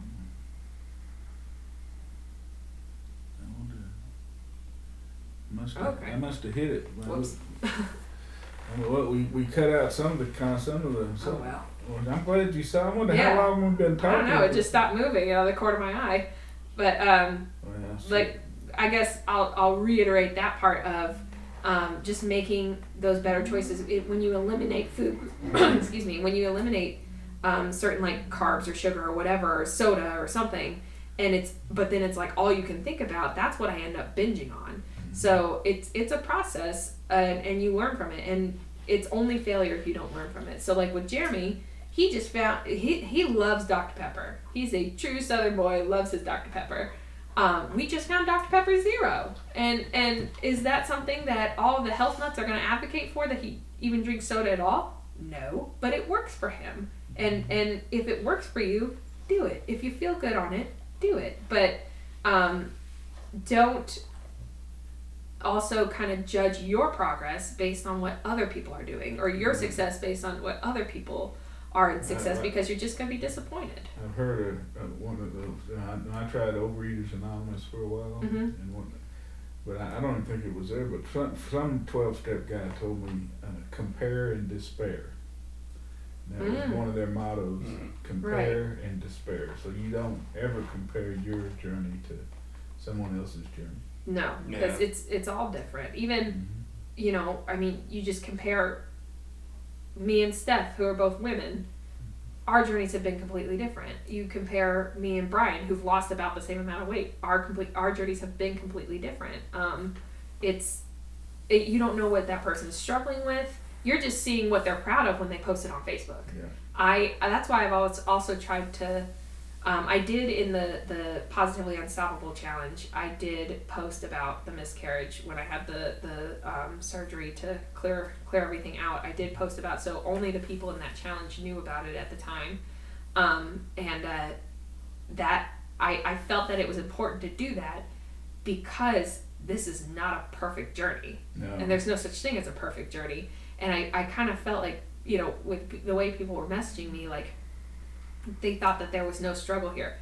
It's all struggle. It's a struggle every minute, every day. Even I get, a thought in my head about I want a piece of chocolate, and it's there with me for the whole day, and it's anxiety inducing. It's, it makes me feel bad about myself, because why do I want chocolate? It's not even good for me, and can I even afford to eat that chocolate right now in terms of my calories? And it's a whole process of, it's a minute to minute decisions of continuing to stay on the track that I want to stay on. How do you make those choices? What's the process goes through your head? I'll say this: stepping on the scale every morning helps with that accountability, because I found that if I look at it every week, I can cheat today. I can have this today. That's because right. Tomorrow I'll make up for it. Yeah, I weigh on Wednesday, so I know if I can eat something Thursday, right? Or Friday. Exactly. Because then I'll have the rest of the week to finish it. And I can't, because I know I'm going to have to step on that scale tomorrow morning and see a number that I don't want to see. And if I see a number I don't want to see, but I did everything that I know I'm supposed to do, I don't feel bad about it, because that's just data. That could be water, that could be salt, that could be anything. Yeah. That could be, it's cold outside. Like, it's who crazy knows? what the body does. Exactly. It's just data. It's not a reflection of who I am. But if I do eat that piece of chocolate and then I see a number on the scale, I'm torturing myself. Now I'm like, I shouldn't have done it. And that's not always great either. You do have those days, there's celebrations, and, you don't have to go overboard on it, but you also have to keep that balance of, you gotta hit that sunburst just right. Right, because you don't want to get to those celebrations and look forward to that celebration and go, I'm going to eat whatever I want on my birthday, because then I have, because then it comes the next day, well, this is my birthday weekend. This is my birthday month, and we don't even celebrate birthdays, so that's helpful for us. I don't even have that excuse anymore. Well, that's what happened to me after Christmas. I just for the first time in 4 years, I just totally. Just went for it. I just went for it. I mean, I was eating Reese's. I'd go to the grocery store and get all these different candies. Yeah. And because I hadn't eaten them in so long, Mhm. and chips it's usually when I cheat, I eat something good, but I binge eat it. Right. And I eat a bunch of it. Right.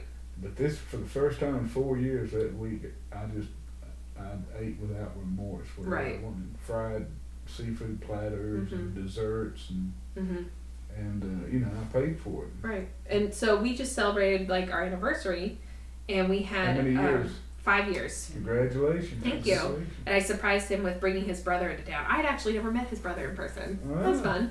And so he hadn't seen him in about 5 years. A 23andMe new thing? No, it was a real brother. It was his actual brother. He grew up with him. And so we treated him around, what is Texas known for? Food. Like we went all around, got food everywhere, but, I was still able to make accommodations for myself, and I ate breakfast tacos, and but I got the corn tortillas instead of the flour tortillas. Like, you can still make accommodations. I shouldn't say that like everybody can, because in Dallas we have so many options here. There's so many options for food, and so many options for healthy food. And too, our favorite restaurant is called Bread Zeppelin, and Where's that one? that one's, there's a couple of them, but the one that Bread Zeppelin. I'm the one always that we looking went for to- places to eat. the one that we went to is in downtown Dallas, because I used to work downtown, and I always get the bowl because it's a ginormous salad, and it's really good. Their dressings, they have dairy-free dressings and gluten-free dressings, so They I have the really best appreciate that. The dressings. dressings That's are what really makes great. that's what makes That's the what place. makes the Where's place it at? absolutely. What's it at? It's downtown? on Main Street in Dallas, but there's also one in like Irving. There's a No, couple we of got them. to see. I work downtown when I go in. Main and See, I work at the courts building, which is down there. by Oh, the- you're right there. It's You know what I'm talking no, about? not that one. Oh, not that one. Jeremy's sorry. not from here. Yeah. It's on You know where Ackerd. the Kennedy, Ackerd. where the records building? Yes. The Kennedy and the Daily yeah, right Plaza. there. So it's That's where I work. Is right there by Daily Plaza. yeah. It's on Main and Ackerd. So it's kind of back up like toward Neiman Marcus. Yes. Okay. 'Cause Yeah. I know where Neiman Marcus is back Yes. up there. It's I would say it's a block from that. I'm forgetting what that cross street is. Bread, Field Street. Main and Field. Bread Zeppelin. And then, so they have the option for the bowl, which is a salad, which is what I always get. And then there's a Zeppelin where they take a French loaf and they take out the innards of the bread, and they use that for like the croutons and the like bread pudding. They make bread pudding out of it, and they shove your salad into the bread, and now it's like a sandwich. And Jeremy And loves you the would Bread never Zeppelin. think. No. I was by far the most skeptical person you could ever imagine for something like that. And I go there, and I'm obsessed. And Oh, we've really been likes it. all over Dallas. Right. And it's Oh, probably man. one of our favorite places. I'm gonna have to try it out. Oh yeah, I was definitely. so skeptical. Yeah, the bowl is great too. And Because I love bread, man. I mean, put a salad That's one in of my bread, I'm weaknesses. just like, great. yeah. The Yeah. bread's yeah. homemade, it's And- fantastic. Are you It's- vegetarian too? So the way I used to, it's hard to explain. For a long time, I went without a lot of meat. I would have meat a few times a week. Like, for instance, when we would go out or go to a restaurant, I would have meat. But like all of our meals at home were like zero meat. I've kind of gone back, like recently, within the last like 3 months, and kind of gone the other direction. But I genuinely feel better when I don't eat meat. Or even if it's just like once or twice a week, I notice a huge difference. You know, Yeah, there's a so, lot of yeah. people that have Yeah. really pushed for me to go vegetarian online. You know, because Yeah. all Yeah. the feedback. I think the thing is people need to be very careful about their protein intake, and Yeah, their general I have like to watch it, omega make sure I get 6, enough. omega 6 and vitamin B. Yeah. There's general nutrients that people don't get a lot of, because this is something I think I've talked to Maria about this, but the problem isn't a vegetarian or a vegan diet. The problem is the availability of foods in the U.S. market. We don't have things that Europeans have, like Right. figs and like just fresh oil. You know what I'm Or saying? if you do, you gotta Or, go to a specialty like store. a Yeah. lot of people, once they get in the zone with something, they don't branch out. you know, it's not the vegetarian or vegan, it's the people not having variety. Right. And that's obviously is a huge problem when you're talking about people who don't live in huge cities like the DFW area, or Right. you know, for instance, you know, if you live out in freaking Kansas, you know, like we were just talking about, we visited our you know family, like her dad's side of the family. I'll even say this: being vegetarian and plant based. That's what I like to say is plant based. I'm not completely vegan, but I am plant based. Yeah.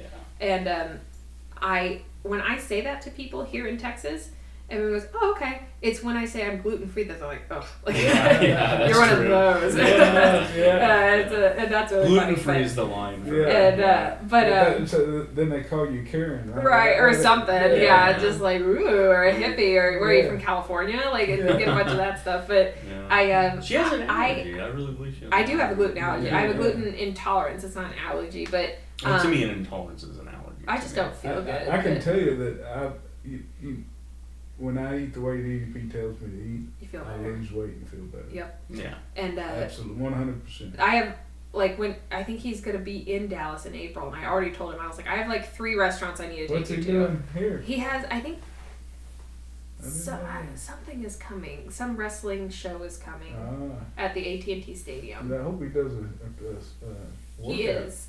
He's not doing a workout, but he's doing like a signing or something. Oh, okay. April yeah. 3rd. So he'll be here. Okay. Yeah, so he'll be around here, and I already told him, and you know, he said tell Paige, so I was like, okay, I gotta tell Paige, like we gotta go to these restaurants. So there's so many varieties. We're very fortunate to live in Dallas where there are so many varieties. What are the restaurants? True Food Kitchen. I've been to True Food. That place is really great. We love RJ's. Oh, there's a brunch place that I just went to. Where's RJ? RJ's, I wouldn't say really falls into this category. RJ's is we're talking about like places you can get like healthy food. RJ's a brewery. He's just no. He likes RJ's the Mexican RJ's food. is like my favorite Yeah. restaurant. Yeah. It's like a that's not what Tex-Mex we're talking place. about. But sorry, I'm in he's my just own like lane good over restaurants. here. Hey, RJ's. True Food Kitchen is Shut good, up. and Have you then been to South Paul's? No. It's kind of like a sandwich salad place. Oh, okay. It's only like open breakfast and lunch. Oh, it's got it. Organic. It's all organic. Oh, very cool. And it's there's only like 2 or 3, I think. But the one, there used to be one off of McKinney, but they closed it. But there's one right off of Mockingbird and the toll road. Oh, okay. Oh, okay. Yeah, if you take, if you're going north on the toll road and you take a right on Mockingbird, you come to the first right and take a left, and then it's like on that next side street. Right. Oh, very neat. And then it's good. I mean, Salata is a good salad place. Nappy Salad. I started to go there the other day, but Yeah. they were closed. Oh. Yeah, they're good. But I wanted to try enchiladas. Yeah, that place is good. And then I just found a brunch place. My friend just took me to a brunch place up in Frisco, Barney's Brunch House or something, and they had a tofu scramble for me, and I was like, that's awesome, because I enjoy tofu, but it you gotta put seasoning on it. It's not good by itself. You gotta put all the I've gotten super into seasonings and like sauces and all that stuff because you have to. But I also use the Tasty app, Tasty by BuzzFeed, because you can refine your search by vegetarian or vegan or gluten free or whatever, and they have videos to do it. So even I can do it because I don't know how to follow a recipe to save my life, but I can watch a video and do it. Yeah. So if it's on YouTube, I can pretty much do it. So that was really helpful in finding new and cool recipes. He really likes a bunch of the stews that I've made from there, and there's been a couple of things on there that he enjoys, even because like he says, like we eat a lot of Brussels if he sprouts, wants meat, I love Brussels sprouts. yeah, if he wants meat, he has to cook it. My favorite thing, and it's weird, probably out of this whole change of eating, is roasted broccoli. Oh yeah. Rolled in olive oil. Yeah. And Mary seasons it. Right. And then cooks it till it's crisp. Seasonings are great. Oh man, I just crave. I could eat a whole cooking sheet of that roasted broccoli. Yeah, we roasted vegetables are fantastic. We got into sweet potatoes, man. Sweet potatoes. So that's the cool part. In the phase 3 program, you're not supposed to combine meat and carbs. You can eat carbs, like healthy carbs, like potatoes and rice and all like that a stuff. sweet potato, Yeah. but you don't have any meat. But I can eat carbs now because before I wasn't eating Before carbs. she wasn't, yeah. And Well, see, I realize I like carbs more than I like meat. See, I think that's part of my binge eating. Yeah. I'm beginning to get there. I mean, I know it's Because when I binge, it's on carbs. Yes. Yeah. Because I know, I mean, it's emotion, psychological, Yeah. it's all that other stuff. But when I'm losing weight, Mm-hmm. I'm not eating any carbs.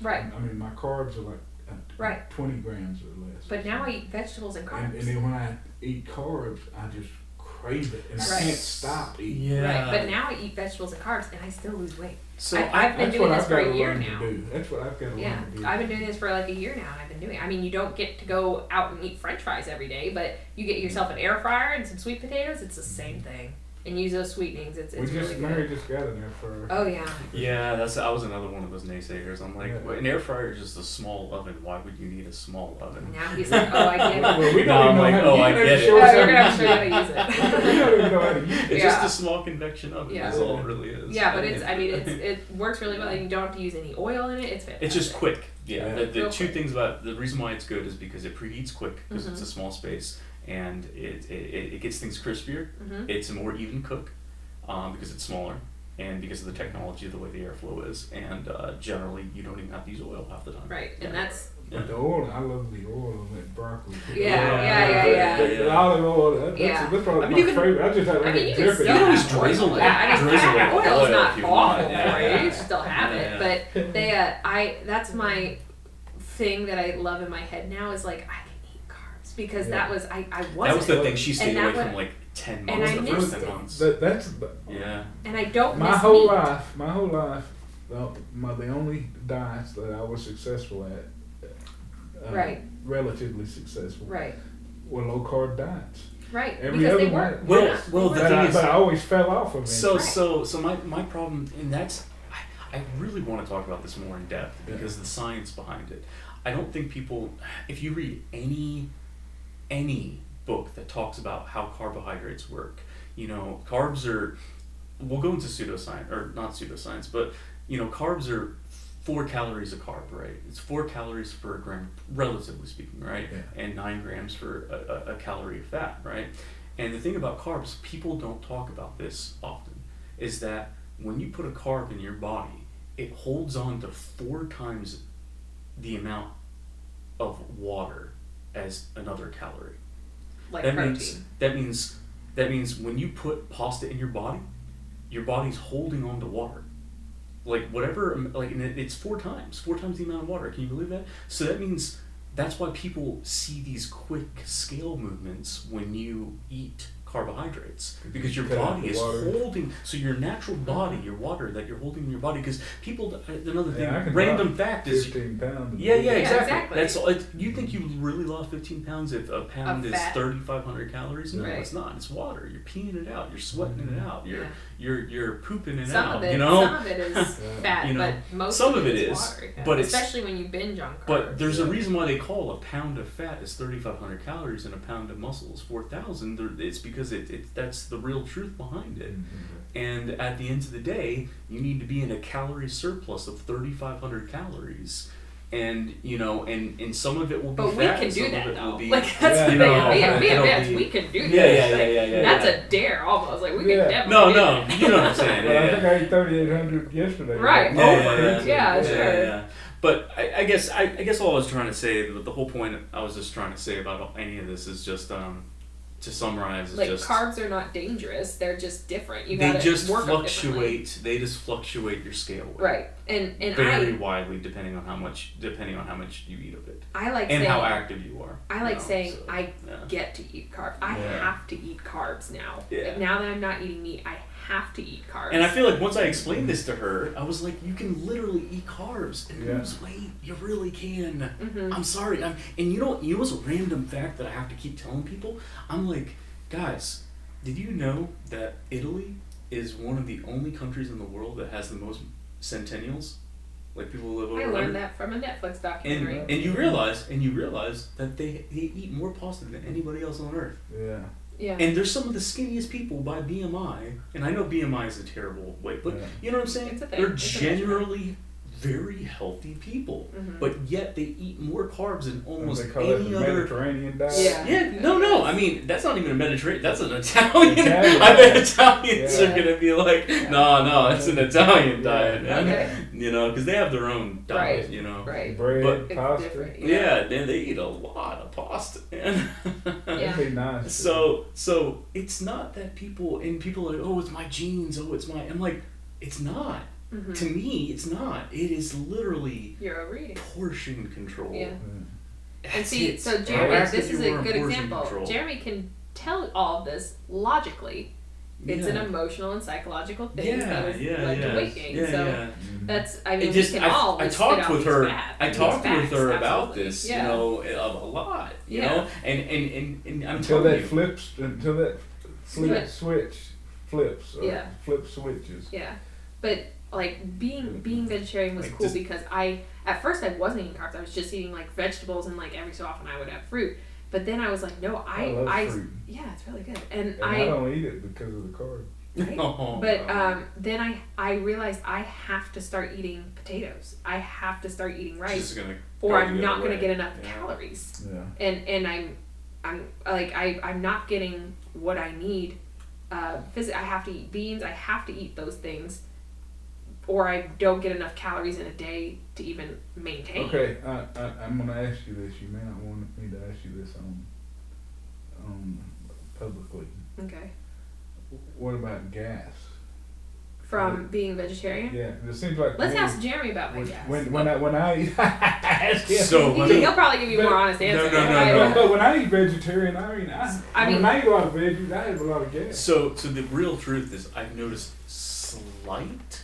Well, like when she may fart once, it's a little worse, but it's but that's it. No. Yeah, But the honest truth is, like, I've noticed a slight difference. Slight. Yeah.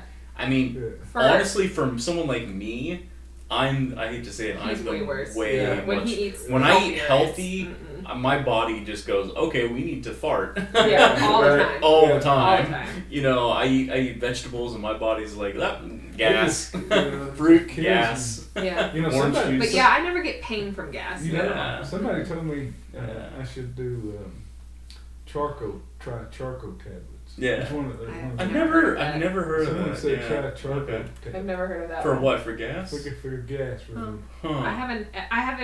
I've never had a problem with gas though. So. I have a huge Well, that's problem. awesome. I do Yeah, too. yeah, I have a huge Maybe it's a problem. men's thing. Yeah, maybe Yeah, it I don't is. know. It's a huge problem. Yeah. Yeah. Yeah, I would say I haven't noticed a huge difference. Yeah, I would say slight, Yeah. very negligible, if at all, Mhm. difference. I've got to think yeah. of something else to ask you to end this. This is a horrible place to Horrible. No, place. yeah, horrible place to Um, We're gonna talk about something else. Something else. But what? So the baby, we're gonna have a baby this year.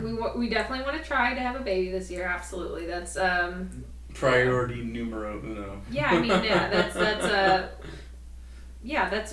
we're ready and as ready as you can be for that, I guess. So And then what's your workout schedule look like right now? I work out every day. 7 days Being a week? in education, by the time I get home from school, I've learned I don't want to work out. I'm done. I might get home at 5. I might get home at 6. So it just, and then dinner and everything. And if I work out, am I even gonna put enough into it? So I get up at 5 in the morning and I do a workout before I go to school. And me, I'm definitely different that way because I prefer.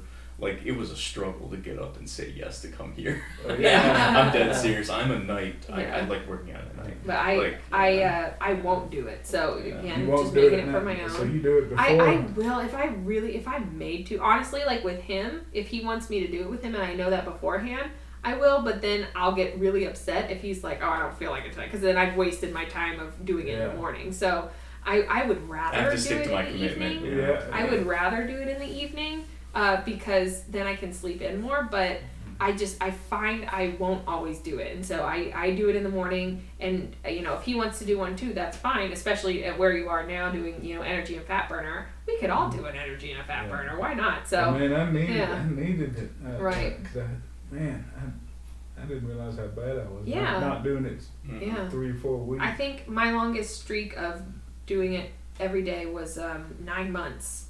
Damn. Yep, and then Yeah, she went. Well, you know hard. Jennifer. Yeah. You know Jennifer Yes. Jolliker? Yes. Do you follow her? Yeah. She's, I don't know, 1,700 days straight. Exactly. That's There's so many people and who are like, and there's a guy "I'm ahead That's of her. crazy. She's number Yeah. 2. that is the most unbelievable. Yeah, thing. the guy. Well, she broke her back Yeah, at a jet ski deal in Mexico, Mhm. and she did bed flex to keep the streak exactly. going. Bed flex and then Kidding. breathing and Uh-uh. all of that stuff. But she's a beast. I'm gonna have to get her on too. There's so many people But- you're gonna have to get but- on. but This show could go on forever. Yeah, but the guy that's beating her, and he never posts. Mhm. And I met him at the summit before they had COVID. And Right. I stopped it. Oh, I see. Jesse Amaral. Uh-huh. It's either Amaral or Yeah, I've heard ARL. of him. He's got her ahead of her by not much, but Right. he's like ahead of her a couple of months, a month Right. or two. But he never posts about it. No. I've heard of him though. The legend of. But he's like he's this big around, Right, skinny. right. You know, he's a funny guy. He's from I think Pennsylvania or somewhere. Yeah, my brother lives up there in Pittsburgh. Somewhere Yeah. up around. That's where there. Brian is too. Brian Tan is up in Yeah. Pittsburgh. Yeah, we're gonna go to his wedding. We're going to his You wedding. going to Brian's wedding? Yes, in end of April. That dude's a beast. He's amazing. I actually just talked to him yesterday, so I had to fill in for a teacher really quick. I say really quick, it was about half an hour, and there's this 5th grader, and he was talking about I need to cut weight for football, miss, and I was like, where are you gonna get this weight that you're losing? Like I don't see any fat on you, and he was like, no, I got like 5 pounds lose. I was like. He's like, miss, I'm 103. I was like, shut up. Hey, Sit down. Hey, Sit down with your 103. And I was like, I'll show you real fat. And so Yeah. I pulled up my Facebook Friday because that was on, or I think it's Fabulous Friday now. That was on the homepage still. So I was like, let me pull this up and show you what real fat is. Yeah. And so we watched it, and then they thought that was crazy because this is a new school. They didn't know me when I was 363 pounds, and so they were like, "That was you?" And yes, they knew me. They just, they've only known me at this weight, so that was cool. And then then Brian popped up and his transformation, and they lost their minds. They were like, "Oh my God, that guy! He went from McDonald's to salads." He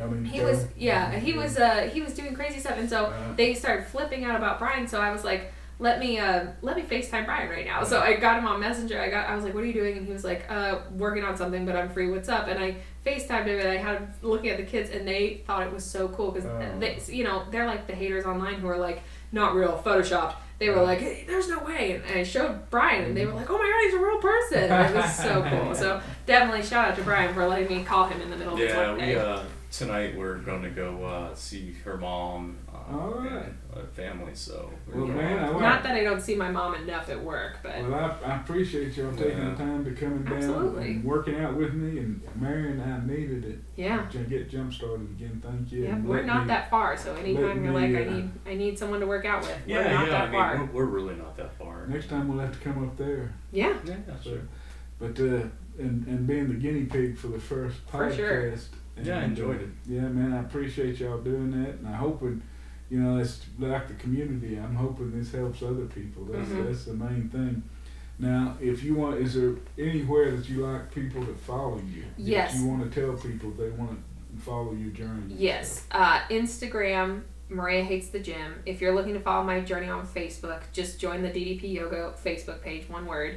I feel really bad. I have hundreds of friend requests in my Facebook. That's where I choose to keep my personal life personal, for people who I've actually met in person and have had a substantial conversation with. I'll friend you, but if you just saw me and you think I'm great and you friend request me, I'm just not going to accept it if I don't know who you are. So definitely on the DDP Yoga Facebook page, the community group, and then my Instagram is Maria Hates the Gym. And that's where I do most of my posting for my journey. Obviously, if we meet in person, and we're friends on Facebook because I met you in person and we've had conversations. So Vance gets to be my friends, but that's just please don't be offended if I don't accept your friend request, just because that's it's too much to manage for me. So that would be my caveat is there or Instagram. And Jeremy, you said you have joined or going to join the challenge? I'm going to join. So you're committed now. Yeah, no, it's I on know. recording. I got it on several devices. No, I already know. I told Maria this is how I keep myself committed. This is I need accountability. That's why that's why I post. Yeah. Yeah, exactly. If I didn't post, I would. I don't know if I'd ever come out of this past. Yeah. Eating binge. I really don't. Yeah. But me. I'm sorry I cut you off. Talk about me, but me weighing every week. I know I got to face that scale. Exactly. Oh, yeah, put it online. No, I completely That's understand. why I have to face that scale daily. Is because I can't do it every week. I will make way too many rationalizations. Yeah, I also agree with the whole daily weigh-in. I genuinely have to look at my weight because so long as you don't tie it to like this is who I am. Like it's just a number, and the less power you give it, the less meaning it has. Yeah, I just feel like it tells me where I am. It's just one bit of measurement. Where can people follow your journey? To be determined. Yeah. So I will be Facebook posting on the page. DDP. Yeah, I'll be posting on the DDP Yoga Facebook page. He had a hard time spitting it out. I will post on the DDP. Yeah, because I just started. Yeah, I haven't even signed up for the challenge yet. You have to now, though. He's committed. I'm going to send this to Steve. Not really. To send you to the wizard. Yeah, once the wizard knows you. I'm pretty sure this is a good anniversary present if I'm a finalist on this year for Maria. It's right around our anniversary. So that would be a huge story. That'd be really cool. If Maria won. Well, that's what all the spouses are going for it this year. And there are plenty of spouses who are like, no, I'm pretty sure there's a lot of pressure on me. But you're the only guy because Dan's not doing it, so you'd be the only guy doing it. Oh, really? Out of the spouses, Well, Dan was as skinny as a rail. I love Dan. Did they show you the big hat they had? They Yes. got a big yellow hat that belonged to Yes, I heard that whole hat story. Yeah. They're funny. Well, Dan is fantastic. Steph is amazing. I took my pictures, by the way, so I mean I he's have my before. committed. I already told you I'm He's committed, committed. man. I got the pictures already. So Well, do the pictures, do everything, Yeah. and I encourage you to make it as public as you feel comfortable. Yeah, I will. I planned on kind of like Maria, but I wasn't gonna wait, until I lost 100 pounds to make a post. Oh, yeah, I was gonna wait. It's only for us losers. I was gonna wait until I lost. I saw a significant difference in between my Just pictures put it out there. and then put it out there. Just put it out there, man. Just put it out Even there. if you don't, though, people will point out the differences for you. And it's amazing. Yeah. It's unbelievable the positivity and the support you get in that group. Yeah. All right. Any advice you have, except for your husband since he's competing? Any advice you have for people wanting to get into DDP yoga, wanting to get into the contest, wanting to change your life, wanting to lose weight? Any wisdom or advice you can give those out there that's beginning their journey? If you're looking for a magic pill, this is not it. This is going to take work. It takes determination. It takes a mindset change. It even takes a lifestyle change. If you're looking for a magic pill, this is not it. So be prepared to fail at some things and be prepared to learn from those failures and be prepared for setbacks. Be prepared for the scale to not say what you want it to. Be prepared for mistakes. Be prepared for results that you didn't ask for. Because it's all going to happen, and don't let that ruin you, because there is always just this weekend or just this week or just this month, and that's going to turn into a year, and that's going to turn into several years, and you owe it to yourself to just do it. You owe it to yourself to just do it, and if you don't have the mentality for it, that's okay. It's not for you right now. But understand that it's nobody else but you. Only you can actually make this change. Nobody's going to do it for you. If I could do it for you, I would do it for you. Absolutely, I would. But I can't. So it's only up to you to do it. And only you are going to be able to do it. So just do it.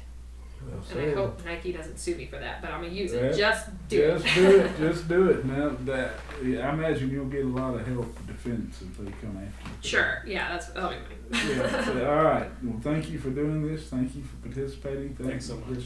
for letting me play like I'm a podcaster. So, Absolutely. We love being your guinea pigs. And I hope I didn't do anything or ask anything or do anything offensive. Nope. I apologize if I did. Not at all. And I appreciate you all coming and doing this, and thank you for reaching out to me about working out. We got to do it again. Absolutely. All right, guys. Y'all have a good weekend. Thank you. Hey, again, good luck on the other thing. Yeah, on the other thing.